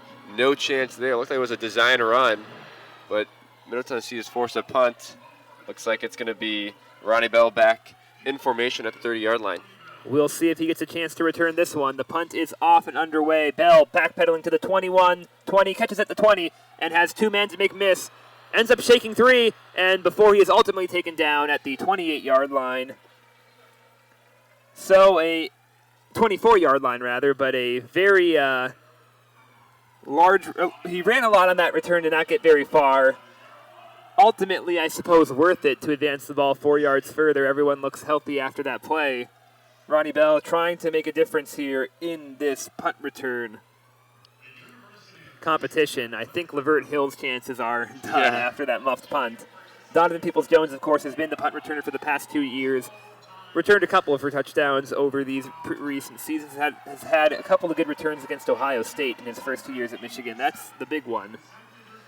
And we'll see what he can do when he's playing maybe next week, maybe in 3 weeks against Wisconsin. Unsure yet what his status is, but I don't think Michigan is eager to really rush any guys into action here against Middle Tennessee State, but they're not out of the woods yet, as the official attendance is announced as 110,811. Quite the attendance. Beautiful night here in Ann Arbor. Big House is rocking. Clear skies and not too hot for an August evening. No, not at all. As we've got about 2 hours left in this month, but it's been pretty good weather to go out with. I'd like to see Nick Eubanks get a little more involved in the offense. Only 1 target today. McKeon getting 4 targets. You know, last year we obviously saw a lot of 2 tight end sets. Now, obviously, Eubanks and McKeon will share the field. And Michigan's been pretty fair in distributing this ball. Tarik Black is the leader in basically every statistic. He has 4 receptions. That leads the team 80 yards and is one of 3 receivers with a touchdown. Nikko Collins and Sean McKeon joined him in that club. He has a long of 36 and is averaging 20 per reception. And the 3 touchdown catchers are also the 3 to receive 4 targets. Tarik just the only one who's caught everything thrown to him. Dylan McCaffrey also has a reception in this game for a measly 1-yard gain. I don't think Michigan fans are too happy with that. Looking at the backfield, Charbonnet with 5 attempts, Christian Turner with 9. Charbonnet owning a 7.2 yards per carry, Turner a 5.4. No, they're doing a pretty good job. Nothing really up the middle. A lot of rushes to the outside, kind of that new speed and space offense of Gaddis's. Yeah, and True Wilson, who is the most experienced running back in that group, has only had 1 carry for 3 yards. Now, his pass blocking has been great, and that was a known commodity that he would be good at that. But less True Wilson than we expected, probably, as Shea Patterson takes the field. Looks like Charbonnet to his left, along with 3 wide receivers and a tight end in line. Charbonnet has a big gap to explode through, and quickly it turns that into a 12-yard gain before being brought down by the defensive backfield. Looks like Javante Moffat in on the tackle. Charbonnet almost able to reach the secondary there. Looks like the linebackers were completely fooled by that. Patterson doing a good job of keeping the ball hitting on that RPO. 1st and 10. Michigan moving faster in the same formation. They hand it off to Charbonnet yet again, and he is brought down after 2 yards or so. That time we did see a Middle Tennessee State player get into the backfield, which we don't see too often. Flag on the play, though. Yeah, really inexperienced. Timeout by Middle Tennessee State, or excuse me, Michigan, it looks like. So avoiding the delay of game, they called the timeout. Flag still was thrown, but prematurely. So Michigan probably glad they got that play back anyway. That was about a 2-yard gain. And it was about to be a delay of game, but a penalty, or excuse me, a timeout was called before the play. I gotcha. So Michigan escapes. Was going to be a bad result either way. Either take the 5-yard penalty or only get 2 yards. So a well-timed timeout there for the Wolverines, hoping that this game doesn't come down to any situational football at the end of the game, and they're not going to want that back toward the end. But going back to my earlier point, Middle Tennessee State has a pretty inexperienced front four. The back seven is pretty experienced compared to the front four. So Michigan's offensive line doing a pretty good job against an inexperienced defensive line of Middle Tennessee State. Obviously, Stuber tore his ACL for Michigan with Jalen Mayfield, the redshirt freshman from Grand Rapids, Michigan, filling in for him at right tackle. Cesar Ruiz, Ben Bredesen, John Runyon all returning on the offensive line. Doing a pretty good job tonight of protecting Shea Patterson and, having to deal with these RPOs and, moving and pulling in different spots. Offensive line is becoming more and more important in football nowadays with having protected quarterbacks. You look at the NFL and Andrew Luck, who really didn't have an offensive line, and it really cost, him, his team and his entire career.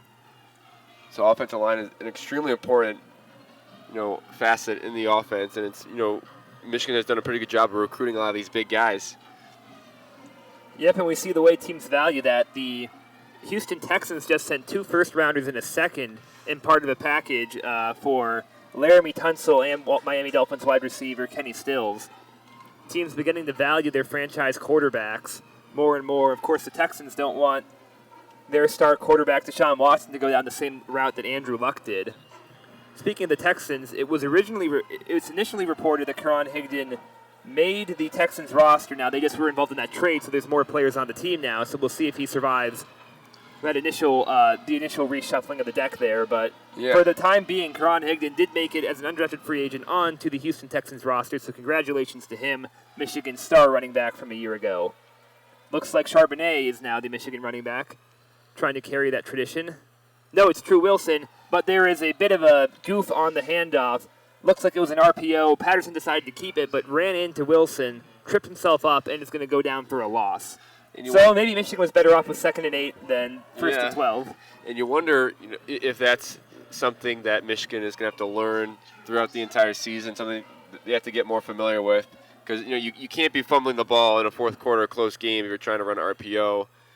I think that's the first hiccup today with Patterson and Charbonnet, but hopefully we don't see it again. Ronnie Bell in motion in the backfield, fakes handoff. Patterson drops back to throw. He fires deep into triple coverage, and that was much closer to being intercepted than completed to Tarik Black. Might have been a miscommunication there between Black and the quarterback. Looks like he maybe anticipated Black to cut inside while Black continued to run outward toward the far pylon. Yeah, Shea Patterson with a lot of time there, took advantage of it, and did a good job of stepping up into the pocket, but completely overthrew Tarik Black. Definitely looked like they were not on the same page. It's going to be 3rd and 12 for the Wolverines, in danger of going 3 and out here. Oh, excuse me, they did have a first down to start the drive. 3 and out after the timeout, which is not what you want to do when you burn one of your precious 3 timeouts. Patterson in an empty backfield has to step up to avoid the pressure and throws it incomplete near the feet of Sean McKeon. No chance of that one being completed.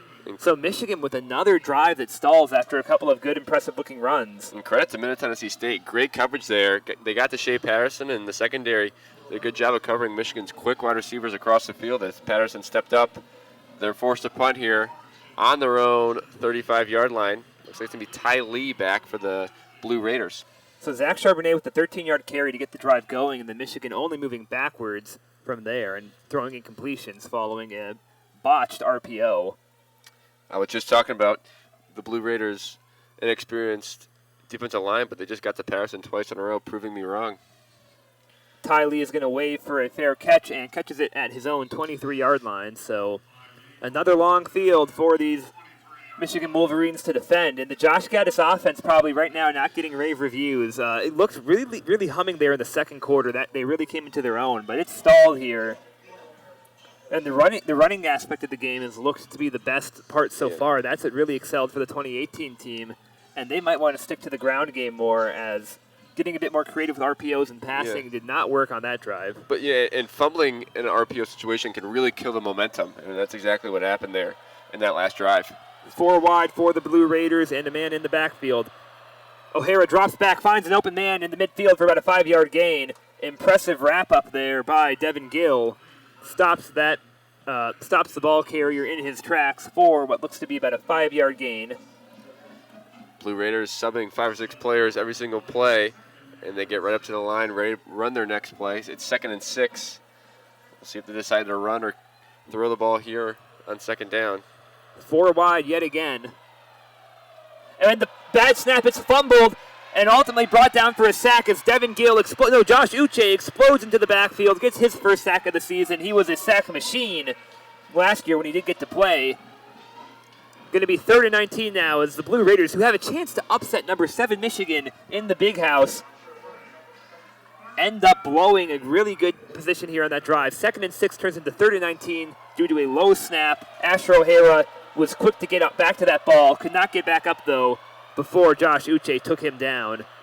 Yeah, Michigan with a chance to really get a good field position here. It's about a 10-yard or 12-yard loss there for the Blue Raiders. Let's see if they can shut him out here. Still 4 wide.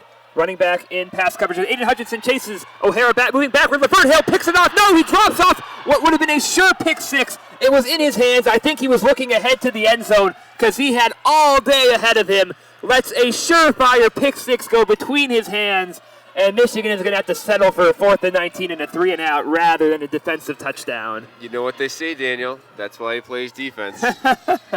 Yeah, that's I heard that about 1,000 times back in those old Madden games where they had the pre-recorded commentary whenever your defensive back would drop it. That's why he plays defense. And Levert Hill showing those same hands we saw in punt returning. Muffed a punt and now lets that one go right through his hands. That hit him squarely on the palms. He's going to be dreaming of that one tonight.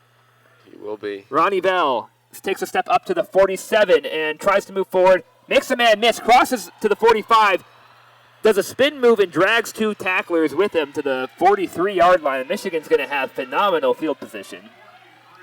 Yeah, despite the dropped pick 6 there by Levert Hill, Michigan defense doing a great job on putting pressure on Asher O'Hara and making some ill-advised decisions there. They got the offense in good field position regardless, starting on Middle Tennessee's 44. And Dylan McCaffrey has come out as the quarterback for Michigan. This game is far from over. 13-point lead with 18:40 to go, 3:40 in the third quarter. After a struggling offense, Dylan McCaffrey has come into the game, and you have to wonder how this will change the Michigan season. 3 wide, Sean McKeon in motion with Turner, the running back. It's a keeper for McCaffrey, who has some open space. Takes a block to the outside, crosses the first down marker for a first down, and the first play of Dylan McCaffrey at quarterback in this game results in a first down. This offense is humming right now. Patterson had a couple of good runs, but ruined them with either a fumble and then also tripped over True Wilson on an RPO earlier. I believe that was an RPO. Decided to keep the ball away from Turner, and now looks like, Patterson's back in this game. He's lined up left at receiver now. He's out wide at receiver. McCaffrey remains the quarterback. Turner remains the running back, and there are 7 men on the offensive line right now for Michigan. 2 tight ends set. Looks like a run-blocking design right now. There's only one true receiver, Tarik Black, lined out wide right. Miscommunication, though, and Michigan is going to have a delayed game. There was some kind of gadget play going as Shea Patterson looked to be coming forward for a jet sweep. That 2 wide receiver set, quarterback set really coming to its own. But Dylan McCaffrey, the new quarterback, inexperienced with that offensive line, doesn't quite have the same relationship with Cesar Ruiz, and draws a delay of game. So that gadget play costs the Wolverines there, 1st and 15 from the 39. Offensive creativity is a double-edged sword right there, costing them a penalty right there. Shea Patterson still on the sideline. No, he's the quarterback now as they've switched roles. McCaffrey now in as the left receiver. On the near side. Yep, on the near side as Tarik Black is lined up to the wide right. And now McCaffrey in motion. Patterson keeps it, has blockers downfield, makes the right cut inside, and is taken down violently for about a 6-yard gain, 7-yard gain we'll call it, as 2 tacklers were able to shove him to the ground hard. Looks like Mofat was in on that one again. He's been all over the field the second half, and a linebacker in on the action as well. And McCaffrey now is under center again. I believe Patterson has left the field. 3 wide receivers out right, and McKeon in motion. Turner, the other running back. Turner keeps the ball. And no, it's a McCaffrey keep on an RPO. He cuts inside and picks up the first down. Tackled at the 21. And Dylan McCaffrey has yet to throw a pass, but has looked pretty good on those RPOs. Patterson had a pretty good run, too. Dylan McCaffrey, an extremely underrated runner at 6'5", 220 from Colorado. Deciding to keep the last 2 RPOs, and he's actually rushed for 2 first downs on his first 2 attempts. And we have a fullback sighting now. This offensive playbook is really opening as Ben Van Sumeren comes in to McCaffrey's left. And it looks like timeout has been called by the Blue Raiders, trying to make sense of all of this. And I'm thankful for that because I need to figure this out too. Yeah, Michigan giving Ohio State, Middle Tennessee State's defensive coordinator a headache right here, who's actually a ex-Michigan defensive coordinator. Yes, indeed. Scott Schaefer spent some time in Ann Arbor under the Rich Rod regime. Not as he wasn't at fault for that defense as much as Rich Rodriguez, but yeah, he spent some time here in Ann Arbor, and now he's trying to defend this wide variety playbook of Michigan, really showcasing itself here with 1:38 left in the third. We've seen Dylan McCaffrey on the field for the last 4 snaps. He's rushed for 2 first downs, and we'll see what happens now as he comes back onto the field. Shea Patterson exits to the sideline. Along with Nikko Collins and others, it looks like Tarik Black and Ronnie Bell are the 2 wide receivers. Tarik Black on the near side, Bell on the far side. And we've got a 1 tight end set. We've got Van Sumeren as the fullback and Eubanks as the other tight end. As McCaffrey is promptly sacked, falls forward for what's going to result in a small gain. Bizarre play right there as the pocket kind of collapsed and McCaffrey ran out of room, felt pressure and wisely fell forward once a Blue Raider laid hands on him. Yep. Looks like that was Jordan Ferguson of the Blue Raiders who got his hand on McCaffrey's knee, and McCaffrey wisely fell forward. He got a push from his offensive line for a 1-yard gain. Now a much tighter formation here, no one more than 2 yards to the left or right of a tackle. It faked the handoff to Van Sumeren. McCaffrey rolling, looks to throw as the would-be touchdown receiver is tackled at the goal line. And that is a play you have to make if you're the defensive back, preventing a touchdown from going on the board. Robbing Dylan McCaffrey of his first touchdown of the season as Tarik Black was tackled by Gregory Gate Jr., a true sophomore out of Miami, Florida. McCaffrey with eyes on Tarik Black that entire time, with the penalty being confirmed on Gregory Gate Jr., who just tripped Tarik Black. That throw looked like it was a little overthrown anyway, but you cannot do that to the offensive receiver, and Michigan will get a 1st and goal with a chance to score before the third quarter ends. Yep, he just dove on his back once he realized Black had a step on him. Going to be 1st and goal now from the 6-yard line as a result of that penalty. Van Sumeren still the lone man in the backfield. It's the keeper for McCaffrey who has all day. He is going to walk into that end zone. Touchdown, Dylan McCaffrey, and his first touchdown of the 2019 season. And he did not throw a single pass that actually went down as a play on that drive, but he looked very good running the ball. Of course, I don't need to tell you that his older brother is Christian McCaffrey, star running back for the Carolina Panthers, and his dad is 2-time Super Bowl champion Ed McCaffrey of the Denver Broncos. I'm sure Christian is watching tonight's game before the NFL season kicks off this Thursday. But Dylan McCaffrey with a few nice runs there, and really not even a contest from the Middle Tennessee State linebackers. McCaffrey really fooling them in a wide open running lane and to the right pylon. Michigan has brought out the offense for the 2-point conversion with Shea Patterson at quarterback. It's a 2 running back set with running backs to the left and right of him. He hands it off to Van Sumeren. And no, they lose the ball. 2-point conversion attempt fails, so it's going to be 33-14. It looks like there was confusion as to who was going to keep the ball. Ultimately, it wound up as a fumble. Patterson did not know who to hand it off to. Yeah, Michigan ultimately confusing themselves on that play, trying to be a little too creative. The school year hasn't started just yet. We don't start for 2 more days on Tuesday. Yeah. 3 more days, rather, and I'm not really sure I'm already confused. It's like classes have started already. I'm going to have to go home and do some homework to figure out everything that happened here tonight. On this one drive alone, I could study for hours. Nonetheless, Dylan McCaffrey, quite the drive there. obviously no completed passes, but 3 rushes for, I believe, over 30 yards and a touchdown. Pretty good look there for his first drive of his 2019 season. His 2018 season was cut short during a collarbone fracture in garbage time. That is the role of the backup quarterback, to eat up those minutes in garbage time. Unfortunately, hurt him, but he has looked as explosive as ever. As we talked about his family pedigree, younger brother Luke is the backup quarterback for the Nebraska Cornhuskers behind Adrian Martinez, as Jake Moody kicks off, and we have yet another fair catch from the Blue Raiders. So 1st and 10 from their own 25 as they now trail by 19. Of course, McCaffrey entered today as the backup quarterback for the Wolverines, and I am very excited to see who comes out to lead the offense on the next possession. And I think it's fair to say that I think everyone here is rooting for a 3-and-out so they can see more of that new Michigan offense. Well, and you wonder what exactly, is Jim Harbaugh's plan with this offense. He hinted at McCaffrey being able to come in some of these games. Is that just going to be for one set like this to throw the defense off, or is this actually kind of a tryout for McCaffrey to become the full-time quarterback? No one knows, and that's kind of the excitement of this 2019 Michigan offense. The defense, though, the star of last year's team, takes the field as there are 5 receivers wide right now for the Blue Raiders. O'Hara drops back. That ball is tipped by Josh Metellus, the safety coming in the blitz, and gets to the quarterback in time to tip the ball.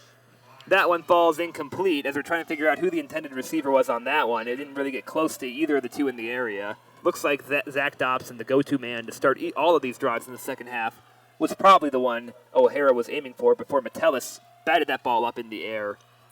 Yep. Ends up falling to the ground harmlessly before the Michigan linebackers can attempt to intercept it. O'Hara had a lot of time in the first half, but now is really under pressure in the second half.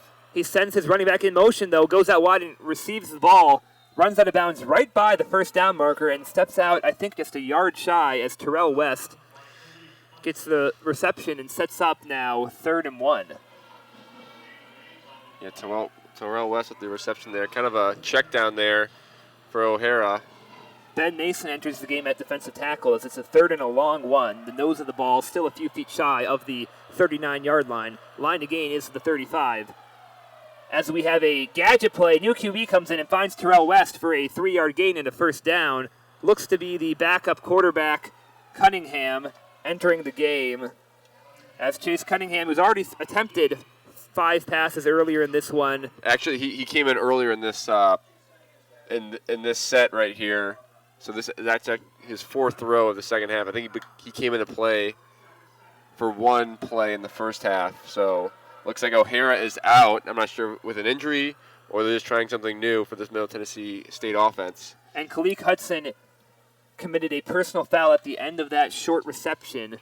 Looks like a late hit out of bounds, and he put a hand in the back of Terrell West. That one will be debated, but that puts Middle Tennessee State onto the Michigan 47-yard line. They have crossed midfield as they run a flea flicker.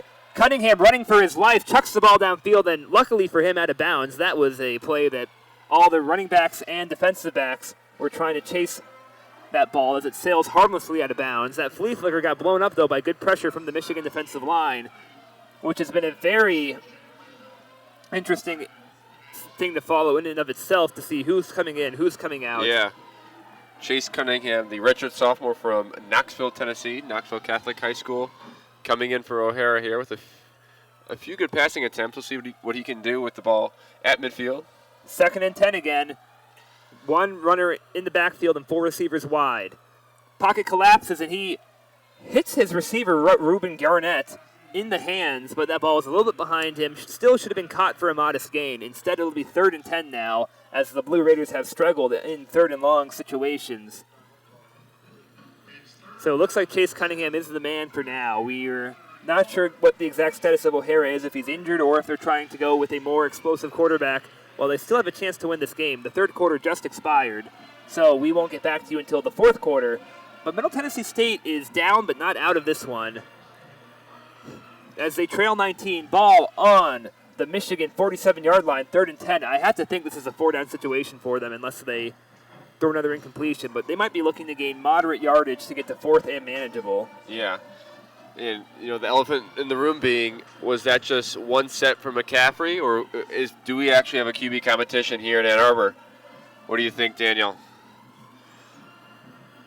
My intuition with how crazy that drive was is that Harbaugh at least intended just to shake things up and confuse the Middle Tennessee State defense. With how well it went, though, for McCaffrey, though, that might have elevated the QB competition. Now, we didn't really see him get to throw except for at a receiver who had already been tackled on that, what could have been a touchdown pass intended for Tarik Black. Instead, he was blanketed and brought down at the goal line. So we didn't really get a good evaluation of McCaffrey at the most important aspect of being a quarterback, but he looked really good running the ball.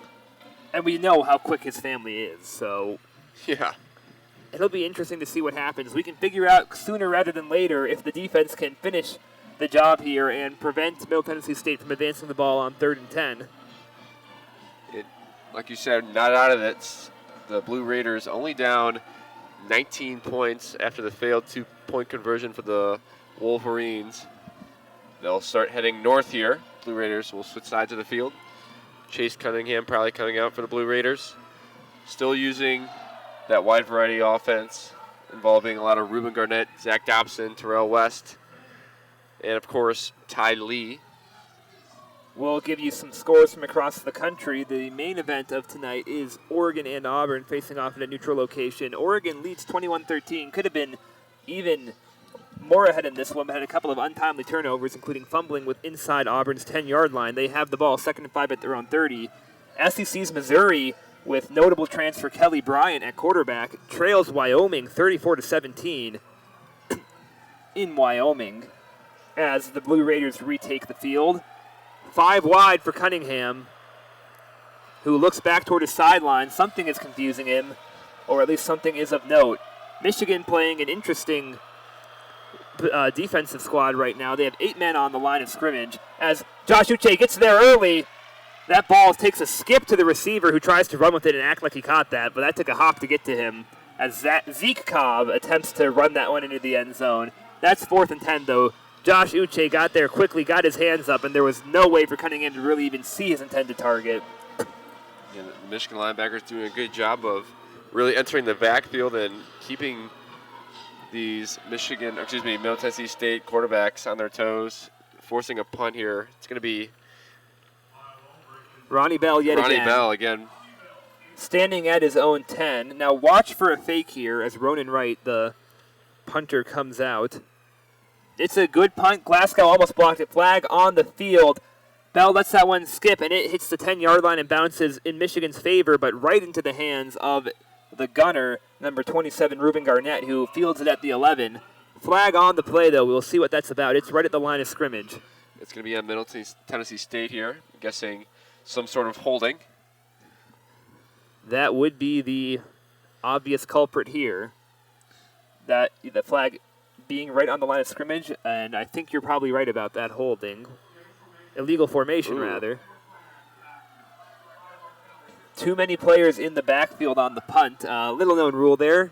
Impressive from the officials, and Week 1 being in mid-season form right now. Big Ten officials on the job tonight here in Ann Arbor. And with that good punt that pinned Michigan inside their own 11-yard line, Michigan has elected to redo the punt rather than just take 5 yards on the end of it. I think they're hoping to try to get this one to go into the end zone and get Michigan the ball at the 20. Or maybe continue to evaluate Ronnie Bell and give him a chance to return this. Kyle Ulbrich, the punter, is back. And I think a fake is out of the question here at with 4th and 15. Correct. Though you never know. As Khaleke Hudson tries to get into the backfield to no avail. That one is headed toward the sideline, hits the 20, and then rolls out at the 15.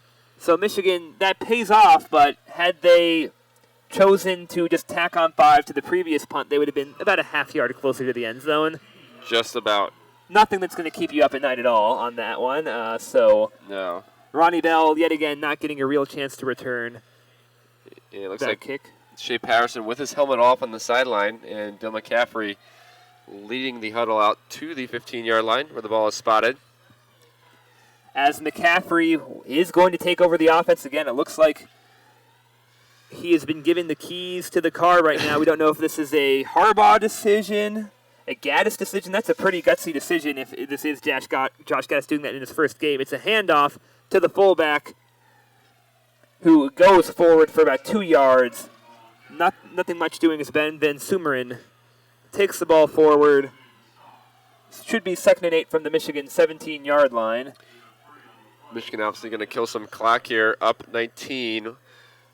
Fans, kind of a quiet murmur here, awaiting a Dylan McCaffrey throw downfield.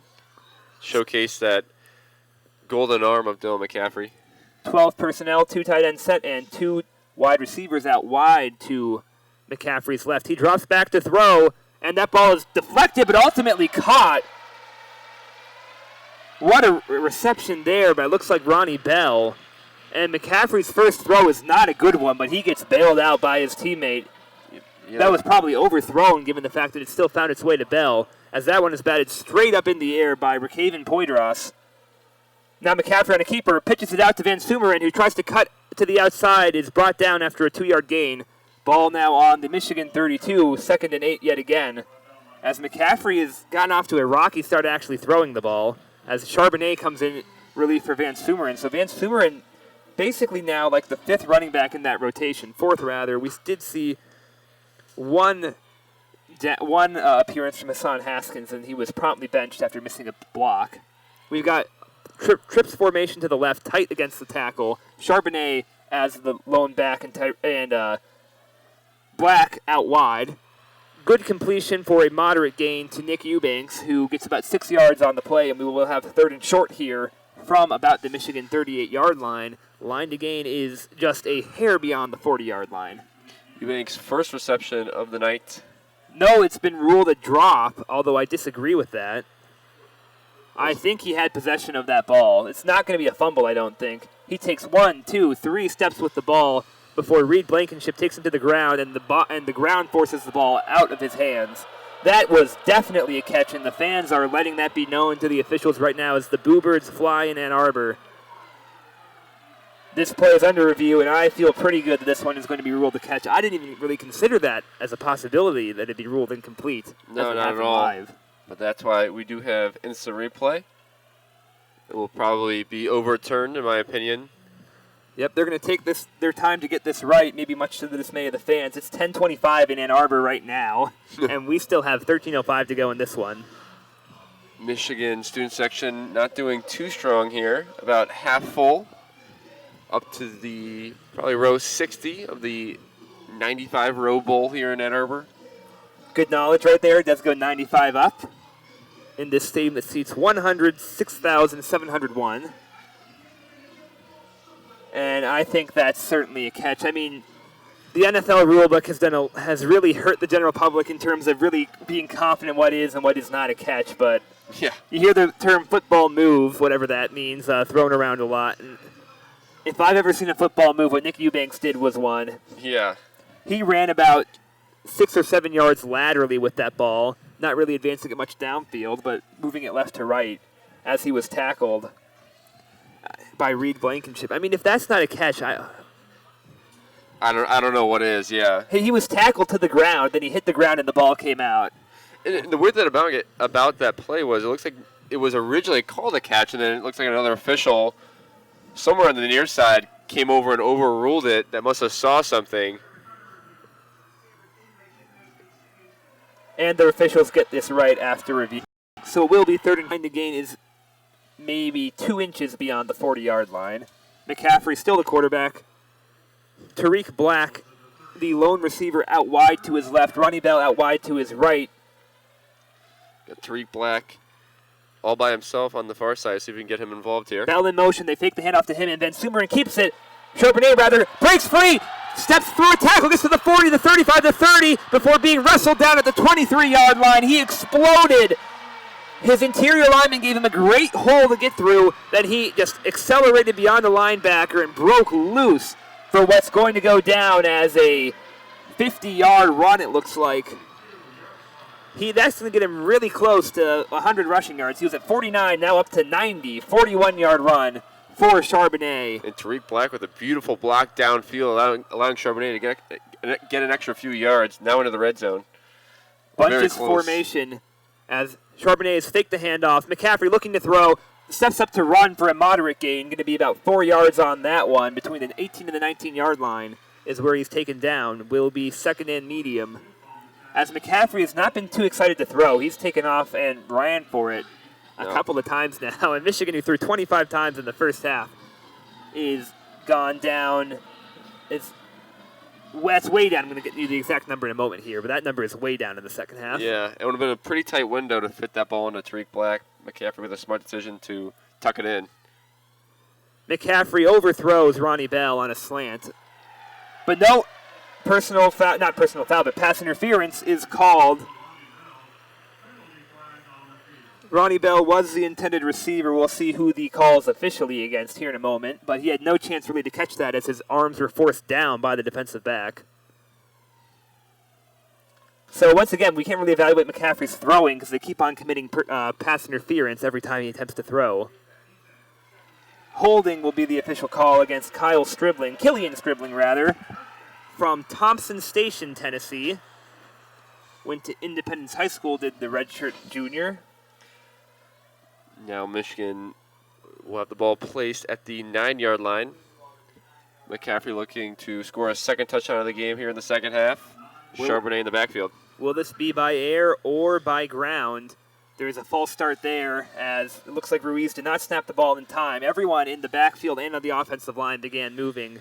So this is going to be on, the false start will be called against someone who's not Ruiz, but I assure you that was on Ruiz. Doesn't seem to be quite as in sync with McCaffrey as he is with Patterson. The two were both starters all year last year, Ruiz and Patterson. I'd like to see Michigan really kind of throw a ball to one of their wide receivers. Middle Tennessee secondary really undersized this game, which allowed Michigan to really take advantage of their size. It's a keeper for Patterson. McCaffrey, who gets to about the 9-yard line before being completely stalled. His offensive line got a good push for a while before the undersized Middle Tennessee State defensive line stopped him in his tracks. Second and goal from the 9-yard line now. Nick Eubanks comes into the game for Turner. And Charbonnet is now the lone back. Eubanks out to McCaffrey's left alongside Ronnie Bell, and just 2 yards right of the right tackle is Black. It's a keeper for McCaffrey, has one man to beat, and is dragged down. Ball is jarred loose and goes out of bounds at the 5. Looks to be Wayne Parks there bringing down McCaffrey. Could not shake him. Way to hesitate and line up your man for the Middle Tennessee State linebacker. Avoids letting McCaffrey into the end zone. And no, that was at first Jovante Mofat, who's had a really good second half, stopping McCaffrey at the 7-yard line. He stopped him at the 3, but the ball went out. They're ruling at the 7. So that ends up being a pretty useless play for Michigan. Third and goal now from the 7-yard line. Tarik Black and Nikko Collins both off the field for the Wolverines. It's another keeper for McCaffrey, who has 3 men to beat, tries to truck his way into the end zone, extends his arm. They're going to rule him down at the 1, though. He got pushed back all the way to the 9. The forward progress gets him to the 1. As another, for the second time in a row, the Middle Tennessee State defense stands pat, and Jovante Mofat stands up Dylan McCaffrey. The 6'2", 216 redshirt senior stands up the 6'5", 220, Dylan McCaffrey. And now we have 4th and goal from the 1-yard line. 33-14, Michigan leads, 10 to go in the game. Charbonnet keeps the ball and is met in the backfield, keeps churning, and this is going to come down to the spot.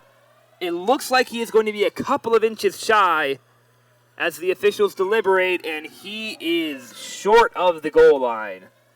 Charbonnet was given the ball on 4th and goal from the 1. The true freshman in his first collegiate game could not get the necessary push. And Michigan opting to run the ball 3 plays in the row in the red zone, kind of looking for Michigan to throw the ball to one of their talented wide receivers in the corner of the end zone. It's going to be reviewed here, but it looks like Michigan was unable to score on this possession, leaving Middle Tennessee State 99 yards to go for them, but unable to score for the Wolverines. Looks like Charbonnet was just short of the goal line. McCaffrey's father, Ed, was a receiver on that team that was part of the legendary The Drive by John Elway, where they went 99 yards to win the AFC championship game. this is going to be even a slightly longer drive for Middle Tennessee State if they can go the distance. They are a hair strand away from the end zone right now. We'll see what the exact spot is after the break as the game heads to TV timeout. But Michigan only up 19, 9:58 to go. Stranger things have happened. Middle Tennessee State is 3 touchdowns away from winning this game and upsetting number 7 Michigan in the Big House. It's far from likely, but still possible. Middle Tennessee State, you have to credit them for that. Yeah. The key for Michigan is to not allow any big plays and to take care of the football. You know, Michigan defense has done a good job in this second half, allowing 0 points. Yet they've only given up touchdowns when they were handed short fields by the special teams unit or the offense. Yeah, exactly. Kind of very similar to last year with the Michigan offense kind of struggling in the second half and the Michigan defense really keeping them in the game. We saw some Dylan McCaffrey last drive. No Shea Patterson at all on that drive for the first time this game. But McCaffrey unable to score. A few nice chances. He almost got to the goal line and was able to reach towards the pylon, but Middle Tennessee State able to wrap him up and keep Michigan out of the end zone for this one. We'll see what happens with the official review here. Looks like the ball's going to be placed at the 1-yard line with Middle Tennessee State in possession. And Michigan now has only officially attempted 30 passes this whole game now. So that's only 5 passing attempts in the second half, which is kind of crazy to think about. They did have more designed passes, but a bunch of pass interference and defensive holding calls limited those to minimal gains. You kept on hearing speed in space, you know, utilizing these highly touted wide receivers, but we're not seeing that much of that in the second half. Now Tennessee State basically lining up in their own end zone. And they've got 2 tight ends playing right alongside their tackles. This is a very large formation out for both teams. As the wide receiver comes in motion, 3 men in the backfield. Michigan points for offsides. They won't get it, though. Pressure is coming for O'Hara. He completes the pass, though, and that's a great play to take the pressure off that offensive line. Michigan was licking their chops for a safety as O'Hara re-enters the game after Cunningham getting a considerable amount of playing time. I believe it was Ruben Garnett on the reception. And the pass was dropped. Great pass breakup, it turns out to be for Lavert Hill. Yeah, Lavert Hill doing a great job. That's exactly what Middle Tennessee State needed to get out of their own zone, but great pass breakup by Lavert Hill. So 2nd and 10 from inside the 1. It's a handoff. No, it's a fake. No, indeed it's a handoff. And that might be a safety. Michigan fans jump up, put their hands together, point toward the sky. We are going to have to wait for the ruling, and they say it's going to be no gain. 3rd and 10. Forward progress costing Michigan there a safety. The ball was ultimately handed off after it looked like it was going to be a pass. And it's going to be 3rd down and 10 for the Blue Raiders. Yep, O'Hara faked the throw, and it fooled me at least. Yeah, it did. As Mobley got forward for no gain before ultimately being tackled in the end zone. Michigan fans thought that might have been a safety. Ultimately, though, the ball is still inside the 1 on 3rd and 10. 4 wide right now. This is a good sack opportunity for Michigan. Smaller pass protection. O'Hara drops back. There's a flag on the play, and it's an incompletion anyway. False start is going to be even shorter now. Michigan, and of course, the play didn't even happen because of the false start. It's before the snap, so Michigan doesn't have the opportunity to decline this. But the pressure got there and forced O'Hara to completely miss the intended receiver in Ty Lee. So it's going to be half the distance to the goal now. And that really is a 0-yard penalty. That is a 0-yard penalty. And there's a decent chance that would have been a safety if that was completed. So not a bad break there for Middle Tennessee. Michigan with a great chance to pin the Blue Raiders here and get themselves very good pin position, if not a safety, on this exact play. Josh Uche, Mike Dana, and Quiddy Pay, and Aiden Hutchinson and Jordan Glasgow all have their in, and the safety talk is still on right now, as it's going to be a very tight situation for Middle Tennessee State's punter, who's had a pretty good showing so far tonight, but Kyle Ulbrich is going to have very little room. Punters usually like about 17 yards behind the line of scrimmage. There is not much room at all for Ulbrich, and Michigan has 8 men on the line, 2 returners right now, it looks like. Ronnie Bell, the primary one, standing at his own 44. The punt is off and underway. Going to take A hop to get to Bell, who catches it at the 40, the 35. He has blockers to the 25, across the 20 fights his way inbounds and gets out at the 15. He fought his way forward. Pretty good return for Bell, and Michigan's going to start inside the red zone. It was not a very good punt to begin with, and that's what you expect when you have no room to really wind up and get a great punt off. It looks like Harbaugh and the Michigan sideline really wanted a face mask there on the Middle Tennessee special team, not getting one. Nonetheless, Michigan gets the ball almost in the red zone to start this drive. It was only a 39-yard punt, followed by a 25-yard return. So that's going to be a net 14-yard movement right there. And wow, he really turned Ronnie Bell's head around. And Ronnie Bell, very unfortunately, was missed out on a face mask call in a punt return against the Nebraska game a year ago. He got spun completely around by the face mask, and that was in broad daylight. It wasn't a bunch of bodies all by the ball that kind of obscured the view of the referees. The sideline official kind of moving out of the way because that's where the play was moving. Michigan fans get ready to celebrate as the Slippery Rock game is announced. They don't play till Thursday, September 5th against Wayne State University here in Detroit. But I guess we wish good luck to both teams. Wayne State has had a couple of transfers wind up at Michigan for football, and they're an in-state program. But Slippery Rock, of course, is the preferred D3 team of the Michigan Wolverines. Did you know that they played each other in basketball a few years ago? Oh, they did. Michigan and Slippery Rock. That's awesome. Yeah, that's a. I imagine that went Michigan's way. I don't know how many D3 teams Michigan has played.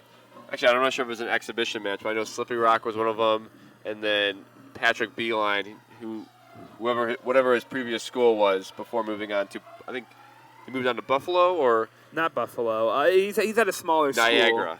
Yes, Niagara. His school before that, Michigan played in basketball. So Michigan keeping the tradition with 8:48 left in the fourth quarter. Michigan up 33-14, and they are looking to score here after the failed drive last time. Dylan McCaffrey out again in the huddle. Of course, John Beeline, a native of the Buffalo area, moved along Lake Erie to end up with becoming the Cleveland Cavaliers head coach in a surprise move, in which, of course, put Juwan Howard into the head coaching position for the basketball team. You can hear all home games of the basketball team, as well as the Big Ten tournament and select road games here on WCBN. As we are going to take the field again, and Shea Patterson is out there standing right next to Dylan McCaffrey. What do you think is going to happen here, Jack? I have your no guess idea. is as good as mine. Looks like Shea Patterson is the one in shotgun formation. Yep. McCaffrey in the backfield, technically. Yeah, McCaffrey lined up as the halfback immediately to Patterson's left. Ronnie Bell, Tarik Black, and Nick Eubanks on the field. It's a dump-off pass to Ronnie Bell, who cuts inside and tackled by the shoelace at the 9-yard line. So a 6-yard gain for Ronnie Bell, the man who put them at the 15-yard line. And Michigan has completely abandoned the passing game. They're still at 5 passing attempts in the second half. Yeah. Beating their average of 28 per game last year, but only narrowly after they're off to such a quick start. Patterson remains on the field alongside McCaffrey.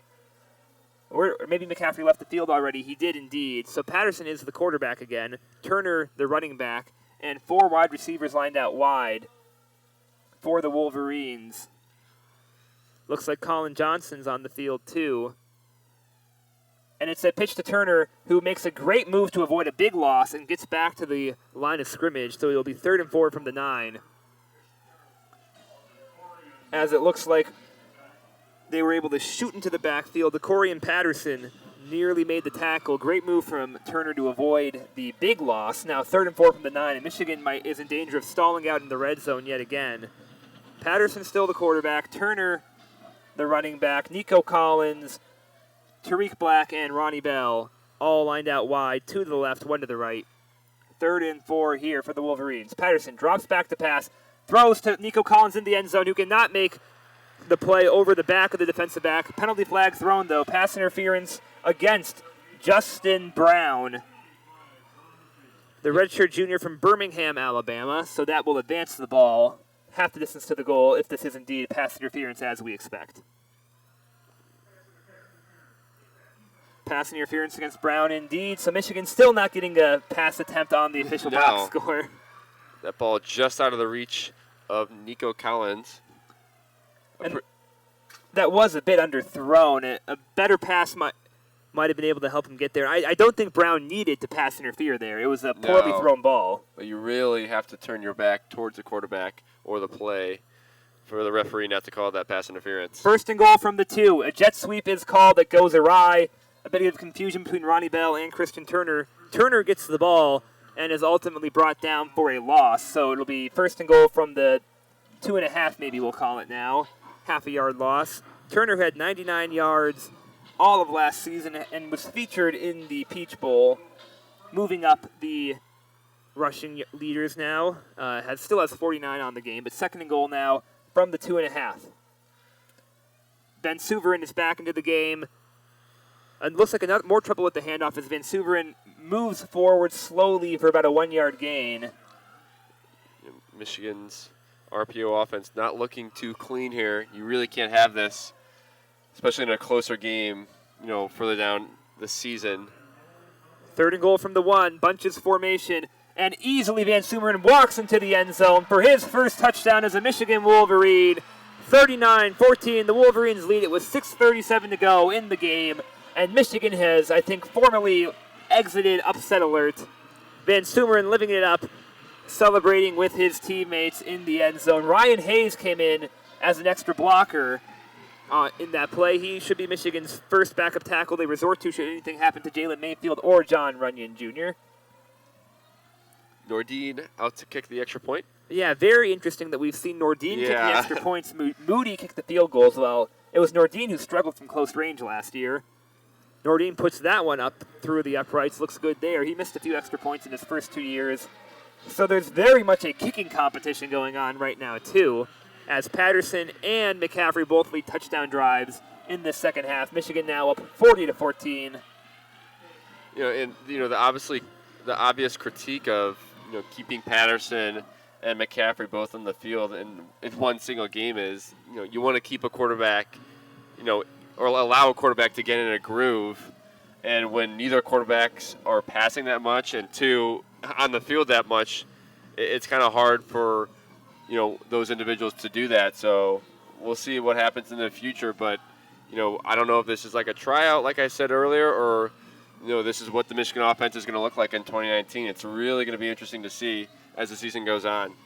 And I do think you have to eventually pick one quarterback and roll with him. I do, for that exact reason. The quarterback has to get in the groove. And Michigan, at least, they do seem to be injury-proof at quarterback for now. McCaffrey did get hurt last year toward the end of the season. Should anything happen to either one, Michigan does appear to have a competent quarterback to come in relief. But Michigan did not throw a pass that drive. They didn't get nullified by a penalty. Still only 5 passing attempts in the second half. And you'd wonder how the game plan would change if Donovan Peoples-Jones, would have played or, didn't arrive in a boot. But, it's something that we're excited to see, with Army coming up next week. We got 6:37 left in this game still, but, if the offense is going to become more of a rush-style offense or they're going to be using these wide receivers as we expected. Josh Gaddis was the wide receiver coach for Alabama for that 2011 national championship team. We thought that we'd see a little more action to the outside, but a lot of the offense keeping within the 2 hash marks and running the ball with all these RPOs. So a lot of fans here are still here, maybe still interested in seeing if it's going to be McCaffrey or Patterson. But as of now, both of those quarterbacks are going to be ready to play. This bizarre Michigan offense right now is can't-miss television. You have to keep watching this right now if you're still here. And we thank all of you who are still listening. And if you've enjoyed our coverage and want to hear every single Michigan football game this season, then make sure to subscribe to WCBN Sports. We're currently sitting at 996 subscribers on YouTube. We'd love to hit 1,000 tonight. So a big thanks if you could get us to that goal. We thank all over 100 of you listening right now. As it looks like Quinn Nordine is lining up to do the kickoff right now. Usually Jake Moody has that duty, but ultimately the same result, a fair catch. And Tennessee State, Middle Tennessee State is going to be taking over the ball from the 25 as they have all night. And that was, in fact, Quinn Nordine doing the kickoff, so they're really having a kicking battle right now. So, Daniel, I kind of want to bring up a question here. Moving outside of the Big Ten East, how about the Big Ten West this season? A lot of rumors about Nebraska being good, or murmurs, I should say. Northwestern has been decent these last 2 years, winning the Big Ten West last year. Wisconsin, always a contender. What do you think happens on that side of the division this year?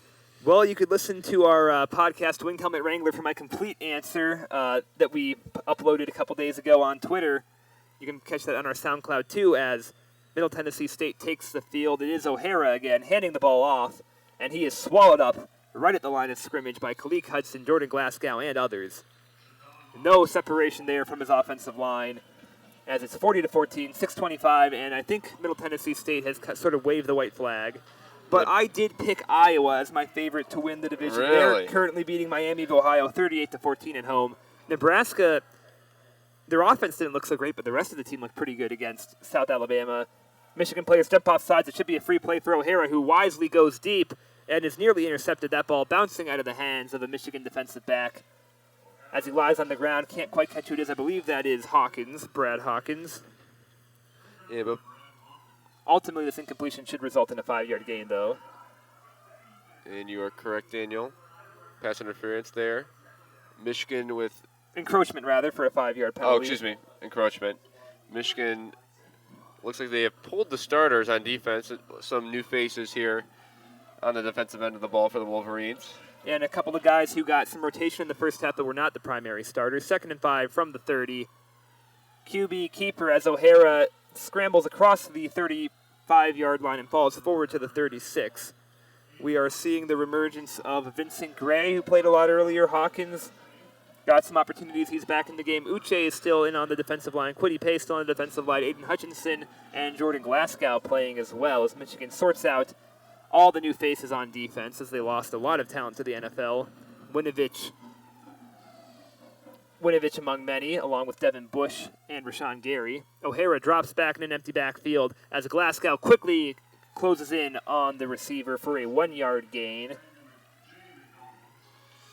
As Jay McDonald gets the reception for just a 1-yard gain, and Middle Tennessee State seems to be going into their depth at receiver as well right there. And no sign of the highly touted Daxon Hill for the Wolverines on the field yet. Nope, the true freshman not playing in his first game, it doesn't look like, although he was expected by many to be a starter at safety throughout the year. Another free play as Michigan jumps the count, ends up resulting in a good gain for 9 yards and a first down, so this should be a waived penalty as Ruben Garnett gets the reception. He's having a pretty good game, only had 35 yards last year as a receiver. I think he might have already crossed that as I look at the stat sheet here officially.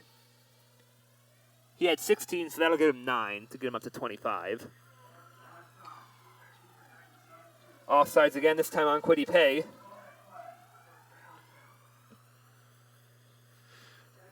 .5:22 left here in the fourth quarter. I said before the half started that Michigan's goal defensively was to keep Middle Tennessee State from scoring. They still have yet to score, but they're about to cross midfield here. O'Hara in for the Blue Raiders. 4 out wide. Lone back to his right in the shotgun formation. O'Hara steps back. He has some time to throw. Now he doesn't, as Aiden Hutchinson explodes out of nowhere. I think that's an intentional grounding flags that fly. He was halfway to the ground before he let that one go. Aiden Hutchinson all over him like a cape on O'Hara's back. You especially see in the NFL how quick these defensive ends are now. You know, it looks like it's going to be intentional grounding. But a lot of these defensive linemen are big boys, but they can also move and track down quarterbacks. It really stresses the importance of how quick these quarterbacks have to be to kind of counteract how quick these defensive ends are becoming. And Michigan has been rotating through the defensive line all throughout the night. Carlo Kemp was really the only constant, the team captain on defense. Who do you think beside Kemp has really impressed you tonight and you think might have earned more time as a starter? Yeah, I think Kemp for sure, and then Dwonfor did a decent job. But I really looked at the linebackers today. It looks like there are offsetting penalties here. It's just going to be an incomplete pass. But Josh Rush and Devin Gill really impressed me. Devin Gill got to the quarterback a few times, and I think these linebackers are going to be pretty important in this 4-3 defense as the season goes on. Obviously, losing a few big names to the NFL draft and Rashawn Gary and Devin Bush for the Wolverines. A lot of these defensive players are going to have to step up, and Tarik Hudson really being that senior, leading the defense. Michigan brings the blitz, but Middle Tennessee State goes run for a good 9-yard gain as Michigan brought pressure along the left end. Middle Tennessee State just simply ran to the right end as the running back number 21, Jay McDonald, caught a pass earlier on this drive. 2nd and 1 now. Middle Tennessee State going hurry up, handed off to McDonald again, and Jordan Glasgow stops him in his tracks. It will be 3rd and short now. Michigan, of course, losing Devin Bush to the 10th overall pick, Rashawn Gary to the 12th, and Chase Winovich to the 69th overall pick, so a nice draft haul for Michigan defenders. David Long also went in the 3rd round of that draft, a little bit after Winovich. Yeah, and Tarik Hudson deciding to stay, the senior from Pennsylvania, making a few nice tackles tonight. 5 Michigan defenders with their hands in the dirt. 3rd and 1 right now. 4:05 to go in this game. Middle Tennessee State trying to get another touchdown to add to their resume here. Pistol formation. Indeed. O'Hara drops back, feeling the pressure, giving chase or Aiden Hutchinson, and he throws that one out of bounds. That was maybe catchable. Ultimately, though, that would have been a very difficult toe-tapping reception for the halfback, Joseph Sowell, if he could have gotten there. A new, fresh face to the Michigan defense, Darius McClendon, came in as a cornerback and ended up chasing O'Hara as well, was the man who was able to knock down O'Hara. 4th and 1, and I think Middle Tennessee State has wisely decided to go for it. 3:50 to play in this one. We'll see what they do here on 4th down. O'Hara gets an audible from the sideline. Looks like offensive coordinator Tony Franklin didn't like something. 6 Michigan defenders with hands in the dirt. O'Hara dumps it off, but he's going to be short of the line to gain as it looks like McLennan gets in there. Dalton Franz, the running back, is tackled just short. It was a screen pass to him, and Michigan's able to cut in beneath him. McClendon gave chase, but it was really the cornerback who saw some time in the first half. Michigan's Vincent Gray, who got beneath the running back and brought him down. So Michigan gets the ball now at their own 45-yard line. So short field here, 3:44 to go. I think we'll see a lot of handoffs, but Michigan could definitely score one more time with the short field they face. You got to wonder if Joe Milton sees some playing time here with Michigan up 26 points here in the 4th quarter with 3:44 left. The redshirt freshman only saw action in 4 games last year, so he was able to redshirt that first year on campus, the early enrollee. So he now has an opportunity to maybe play here. I don't see him in the huddle, but I could be missing him. There's more than 11 guys in there right now. Quick score update. Auburn has scored a touchdown to make that game 21-20. Oregon has looked really good offensively, but shot themselves in the foot with a few turnovers that could cost them this game despite outgaining Auburn. No, Auburn has actually just recently taken the lead by 7 yards. They have not taken the point lead, but really matters. 21-20 right now, 2nd and 10 for the Ducks at the 50 with 7 to go in that one. So you can tune into that one right after this one wraps up here on WCBN. Calling here on YouTube, and we will be on over the airwaves on 88.3 WCBN FM in Arbor throughout the year. So, Jack, the Wolverines entered the game as the number 7 team in the country. The new AP poll will come out on Tuesday. Do you think they retain that spot after today's performance? Hard to tell. Obviously, I think the first 6 teams ahead of them all did play and did perform well. I'm not worried too much about that. No, it's far too early to really be worried about AP polls, but something to think about going forward. In terms of the overall scope of the game, I don't think Michigan played its best. I think the offense, still has some work to do, but I think the defense had a great showing tonight, and Joe Milton is the quarterback. We'll see what he brings for us. Milton drops back for his first passing attempt, and that is swatted down at the line. A couple of Middle Tennessee State defenders getting in on that one. It could have either been Tyshawn Render or Jordan Ferguson. Not sure whose hand was able to knock it down. And that is indeed Tyshawn Render who bats that one down. So 2nd and 10 from their own 45. Turner, the lone back. 3 wide receivers out wide. And it is going to be a handoff to looks like True Wilson instead for a 5-yard gain. And you hear a couple of the fans who are still here shouting True. So Wilson gets his second carry. That'll bring him up to 8 yards on the game. 3rd and 5 now. We'll see what Michigan gets out of Milton in this one. They don't need to worry about shelving him in games anymore because he burnt up that red shirt. Nope. Standing at his own 45, ball at the 50, in shotgun formation. Wilson in pass protection. He dumps it off. Flag flies, and Michigan does pick up the first down for now. Mike Sainristil. We thought we'd see a little more of Sainristil in the beginning of the game. You know, a pretty, I think it was a 3-star recruit, found him out of Massachusetts. But Yep. a lot of Tarik Black and Nikko Collins today. So I think that's Sainristil's second reception of the night. But gets nullified by the holding call, so 3rd and 15 now. He was in for quite a few snaps, but never really got targeted earlier. Actually, 0 receptions on the night, and it'll stay that way after the penalty. Sainristil showcasing his speed right there. Very fast. As we just crossed the 3-minute mark, 2:53 and counting now. 3rd and 15 now. We'll see what Joe Milton can do with 3rd and long. Same players out on the field. Wilson picks up a good block. Milton steps forward, running for his life. He's going to have to try to get this one on the ground. Gets to the 50 before being chased out of bounds. So that should be a 3-and-out for the Wolverines. They're a bit in no man's land right now. Might be a bit too far from the end zone to go for it. 4th and 6, the official spot. So on their own side of the field at the 49. As Will Hart comes out to punt. Many of the Go Blue fans leaving so far. About half full here at the Big House.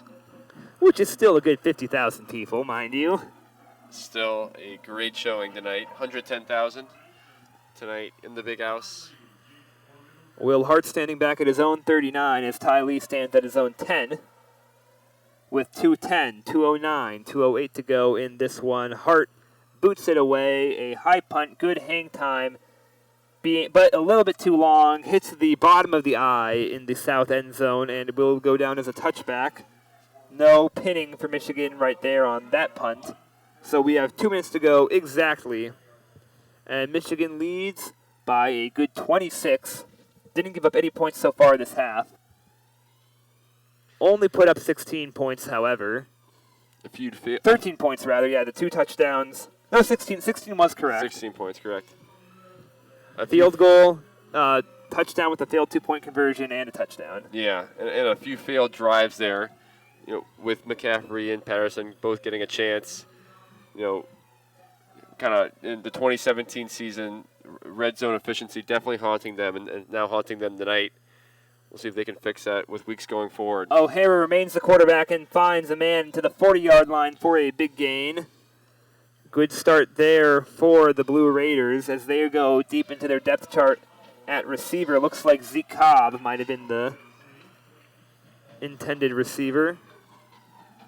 Jaron Pierce, rather, catches it, as they've definitely brought in some backups as well. Handoff to McDonald, who's met at the line of scrimmage and falls forward for a meager gain. 2nd and 9 from the 41 now with 1:36 and counting to go as Middle Tennessee State tries to light up the scoreboard one last time. I'd say 16-0 half is a pretty good result for Michigan against Middle Tennessee State, especially once they used one drive on Milton that didn't really go anywhere, so they didn't even use a full half to get to that 16-0 result. A bit better than 24-14 in the first. Correct. O'Hara fakes the handoff and throws what could have been an interception. Somehow, that is a caught. He's loose. 20, 15, 10, 5, touchdown. As the Michigan defensive backs got greedy, and it looks like Jimmy Marshall ends up catching that one and gets free for a touchdown. It was in double coverage. Both Michigan defenders went for the home run interception. Instead, it's going to be a touchdown for Jimmy Marshall. They just kind of both thought the other one wasn't going to be in charge of tackling. And Jimmy Marshall III gets loose for a Middle Tennessee State touchdown and makes that score look a little bit less pretty for the Wolverines. Maybe the AP voters who are busy watching Oregon-Auburn are Correct. going to hold that one against Michigan despite 2 backup defensive backs making a blunder right there. Extra point is up and away. So the I is dotted. 21-40 now. 19-point lead for the Wolverines. Yeah, a bit of an unfortunate event right there. Both defensive backs from Michigan going after that. And Marshall able to kind of get away there. 50-yard touchdown. The only touchdown we've seen in this second half since the early touchdown, which was, I forgot what it was. It came very early in the third quarter, in fact. The McCaffrey keeper would have opened scoring in this one. Correct, yeah. And that was only the second touchdown we've seen, so a quick touchdown there. We'll see if Middle Tennessee State decides to go with an onside kick here. You're playing at the number 7 team in the country. You're down 19, so you need 3 scores in 66 seconds. That's pretty ambitious, but if you can get this win, absolutely go for it by all means. I just think that's kind of exited the realm of possibility at this point. As Michigan, that'll definitely be in the film study tomorrow, as multiple defensive backs whiff trying to go for an interception. Jalen Kelly Powell played safety for a bit for these Wolverines, was one of them. Went for the interception, missed, and Jimmy Marshall was really surprised, I think, when he realized he was up and had grass in front of him. Expect to take a shot, and it is an onside kick. It's going to roll to the 45. There's a huge scrum for it, and I think Michigan recovered. Middle Tennessee State was showing all signs of a regular kickoff before the kicker abruptly stopped and just gave a little pooch to that kick. Michigan should have been a bit more aggressive. They could have just dove on that one, but they kind of hesitated, let that ball roll the full 10 yards before someone did fall on it, and Michigan will take the ball over at the Middle Tennessee State 44. It's like Milton will come out for his second drive. He'll start with a decent field position, but I don't think that'll matter. I don't think it'll matter. Expect a few kneels here. Yep, looks like victory formation will be the unit, but we're not sure just yet as Milton takes the field. Sandstrill, one of the receivers. And they're not in victory formation. Bell and Sandstrill out wide left. Michigan, I guess, decided that Middle Tennessee State thought this was still a game, went for the onside kick, and they're going to bring their best with 65 seconds to go in this one, as that onside kick took 1 second. It's a handoff and going to be a 1-yard loss for the Wolverines, as that play went nowhere. Hassan Haskins gets his second snap of the game. First carry into a cloud of dust for a 1-yard loss. So he didn't have a great game. 1-yard loss and a sack that was largely his fault. Failed to pick up a block. Milton now still the QB in the shotgun formation. Sandstrill and Bell still at wide out left. Hands it off again as Haskins makes up for the 1-yard loss and gains back that yard. So it's going to be 3rd and 10. 31 seconds on the clock, and that will end the game. 40 on the play clock, 25, 24, 23 to go in this game. So that'll do it. It was not pretty, probably not the result Michigan was hoping for, 40-21, but we saw exciting QB battles and even a quarterback and a kicker battle even. Yeah. Battle of field position for quite a bit there in the third quarter. As the clock strikes 0 now, and Michigan officially gets the victory. Maybe not one they're going to be super proud of, but ultimately a win nonetheless. They improved to 1-0 on the year, and this game will likely not be remembered too much in the history of the 2019 Michigan Wolverines. And I don't know how many games you can say featured 5 quarterbacks with O'Hara and Collins, Cunningham for the Blue Raiders, and then we saw Milton, Patterson, and McCaffrey all for the Wolverines. A few teams kind of trying to figure out their offenses as we go here. You know, it's still early. It's still August for about an hour here, but the big question leaving this game is, what's Michigan offense going to look like? It looks like Michigan defense did a good job. Kind of people were saying it probably took a step back from last year, but in my opinion, they still looked great. And hopefully the Michigan offense was going to take a few steps forward, but that's definitely not the case with tonight's game. Unable to convert in the red zone and really unable to get the air attack going, which was expected to be a featured facet of this offense heading into the 2019 season. There are big question marks on both sides of the ball. The new Josh Gaddis offense, how will that look? How will the defense recover as Michigan gets their 954th win all time? That is, of course, the NCAA record. But the defense looked pretty good, I'd have to say. They gave up 0 touchdowns, not following turnovers. The starters did, at least. There was the one big play at the very end, but the starters looked pretty good, only giving up touchdowns. when Middle Tennessee State started the drive on the Michigan side of the field. Pressure was lacking at times. But how would you review the Josh Gaddis offense in that first game? Pretty good. Like I said, two quarterbacks used. I like what Charbonnet did today. When he gets the ball, he really shoots the gap with a head of steam. But, to be able to compete in this competitive Big Ten East, you're going to have to get the pass game going and really utilize these wide receivers. The speed and space like Josh Gaddis was talking about. We didn't really see that tonight with Donovan Peoples-Jones being out and Tarik Black and Nikko Collins.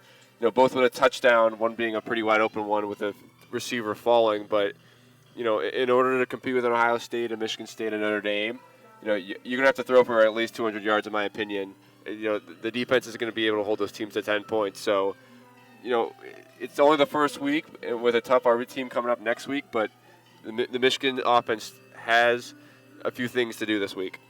Indeed, they definitely need to get those passing numbers up. Shea Patterson did eclipse 200 yards, getting into 203, and despite all those drives that he commanded, Dylan McCaffrey only had 17 passing yards, 2 for 2 throwing. So that is a interesting number for a guy who played a lot. Ultimately, pretty uneventful Michigan game in a uneventful week one largely. No top 25 teams going down to unranked competition. Looks like SEC's Missouri is going to be upset by Wyoming, who's entered victory formation. 37-31, the Cowboys win. 2 minutes to go in that Oregon-Auburn game. Oregon still holds on to a 1-point lead. Wow. So that is going to be the big national focus, but the Big Ten ends up going 12-2 this week. Purdue gives up 10 points in the final 90 seconds of their game and loses. Michigan, though, avoids any such drama, at least in terms of the result, but does have a very interesting QB battle. You can hear that be broken down on Winged Helmet Wrangler. Stay posted on our Twitter to see that episode come out. And that is all I have to leave you with. Jack, any final thoughts on week one of Michigan football in 2019? No, just hopefully the offense can fix up a few things before next week, and I think this is one of the good things of playing a weaker opponent or a cupcake game, so to speak, in the first week. You're still 1-0. You got a lot of things to figure out, but you're not playing Notre Dame, you're not playing a Florida where you're 0-1, and that kind of sits in the back of your mind the rest of the season. So Michigan football is 1-0, and we'll end it with that. Well said. Michigan football is 1-0, and the offense still might have a way to go, but the team is undefeated. Couldn't say that last year after week one. So we like to leave you with an undefeated Michigan, a good night, and as always, a Go Blue.